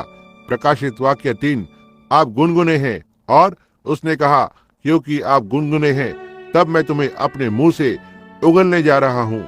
यह सही बात है, यही है जो उसने कहा। और यदि उसने यह कहा, यही है जिसे यह करने जा रहा है। इसलिए आओ हम उस झुंड में से नहीं बने। आप जो यहाँ आवश्यकता में हैं, आइए इसे प्राप्त करें या यहीं पर मर जाएं। ये सही है, आइए इसे पाएं या मर जाएं। अब मेरे प्रिय भाइयों बहनों, यदि मैं नीचे आकर और आपकी कुछ सहायता कर सकता तो मैं निश्चय इसे करता। अब एक दान के द्वारा मैं आपको बता सकता हूँ कि आप यहाँ पर किस बात के लिए हैं। मैं आपको यह क्या है पवित्र आत्मा के द्वारा, परमेश्वर के आत्मा के द्वारा बता सकता हूँ। आपको बताऊंगा कि किस बात के लिए आए हैं, आपने क्या किया है, आपका भविष्य क्या होगा या ऐसा ही कुछ। लेकिन इसकी चिंता करना नहीं है, आपको इसे स्वयं स्वीकार करना होगा। इसे आप ही को होना है। अब क्या आप तैयार हैं? अपने हाथ को उठाकर कहें, मैं तैयार हूँ, मैं ठीक यहीं पर मरने के लिए तैयार हूँ। अब इसे ना करें जब तक इसका मतलब न समझें। मैं ठीक यहीं पर मरने के लिए तैयार हूँ, या वो प्राप्त करें जो परमेश्वर से मुझे चाहिए। आमीन। क्या आप वास्तव में तैयार हैं? फिर श्रोतागण हर कहीं खड़े हो जाएं। अब एक साथ अब खुद को एकजुट करें।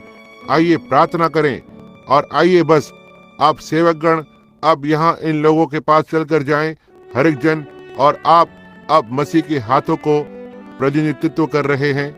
आप जो पवित्र आत्मा को चाहते हैं, आप जो उस अनुभव को चाहते हैं, ना ही एक भावना की उत्तेजना को, आप पवित्र आत्मा को चाहते हैं। वो जीवन का जीवाणु आपके अंदर, और आप उस बेसुधी की बीमारी से छुटकारा पाना चाहते हैं। यही है जो आपकी खुद की पहचान को नहीं करवा सकती है। आप नहीं जानते कि आप कहां पर खड़े हैं, आप नहीं जानते आप क्या हो। ठीक अभी इससे छुटकारा पाएं। यहाँ आपके लिए नया जन्म है, एक वास्तविक सच्चा नया जन्म। अब हम इन लोगों पर अपना हाथ रखें। आइए हर एक जन अपने हाथों को उठाकर और एक मन के साथ प्रार्थना करें। स्वर्गीय पिता, प्रभु यीशु के नाम से प्रदान करे प्रभु इसे यीशु के नाम में कि पवित्र आत्मा आज रात आ जाए। इस शनिवार की रात को जहां पवित्र आत्मा एक सनसनाती हुई तेज आंधी की तरह उतर कर आ जाए, होने पाए ये लोग बपतिस्मा को पवित्र आत्मा के अंदर पाए, होने पाए आग और परमेश्वर की सामर्थ उन्हें छोड़कर न जाए। यदि वे सुबह यहाँ पर हैं तो होने पाए वे बने रहें, तब तक बने रहें जब तक पवित्र आत्मा नहीं आ जाता। यही वो विचार है, ऐसा ही है, वहां है वो, यही पवित्र आत्मा है जो आ रहा है। मैंने इसे कर दिया, मैं यह जानता हूं। बस इतना ही। अब इसे विश्वास करें, स्वीकार करें, उसके आशीषों से भर जाएं।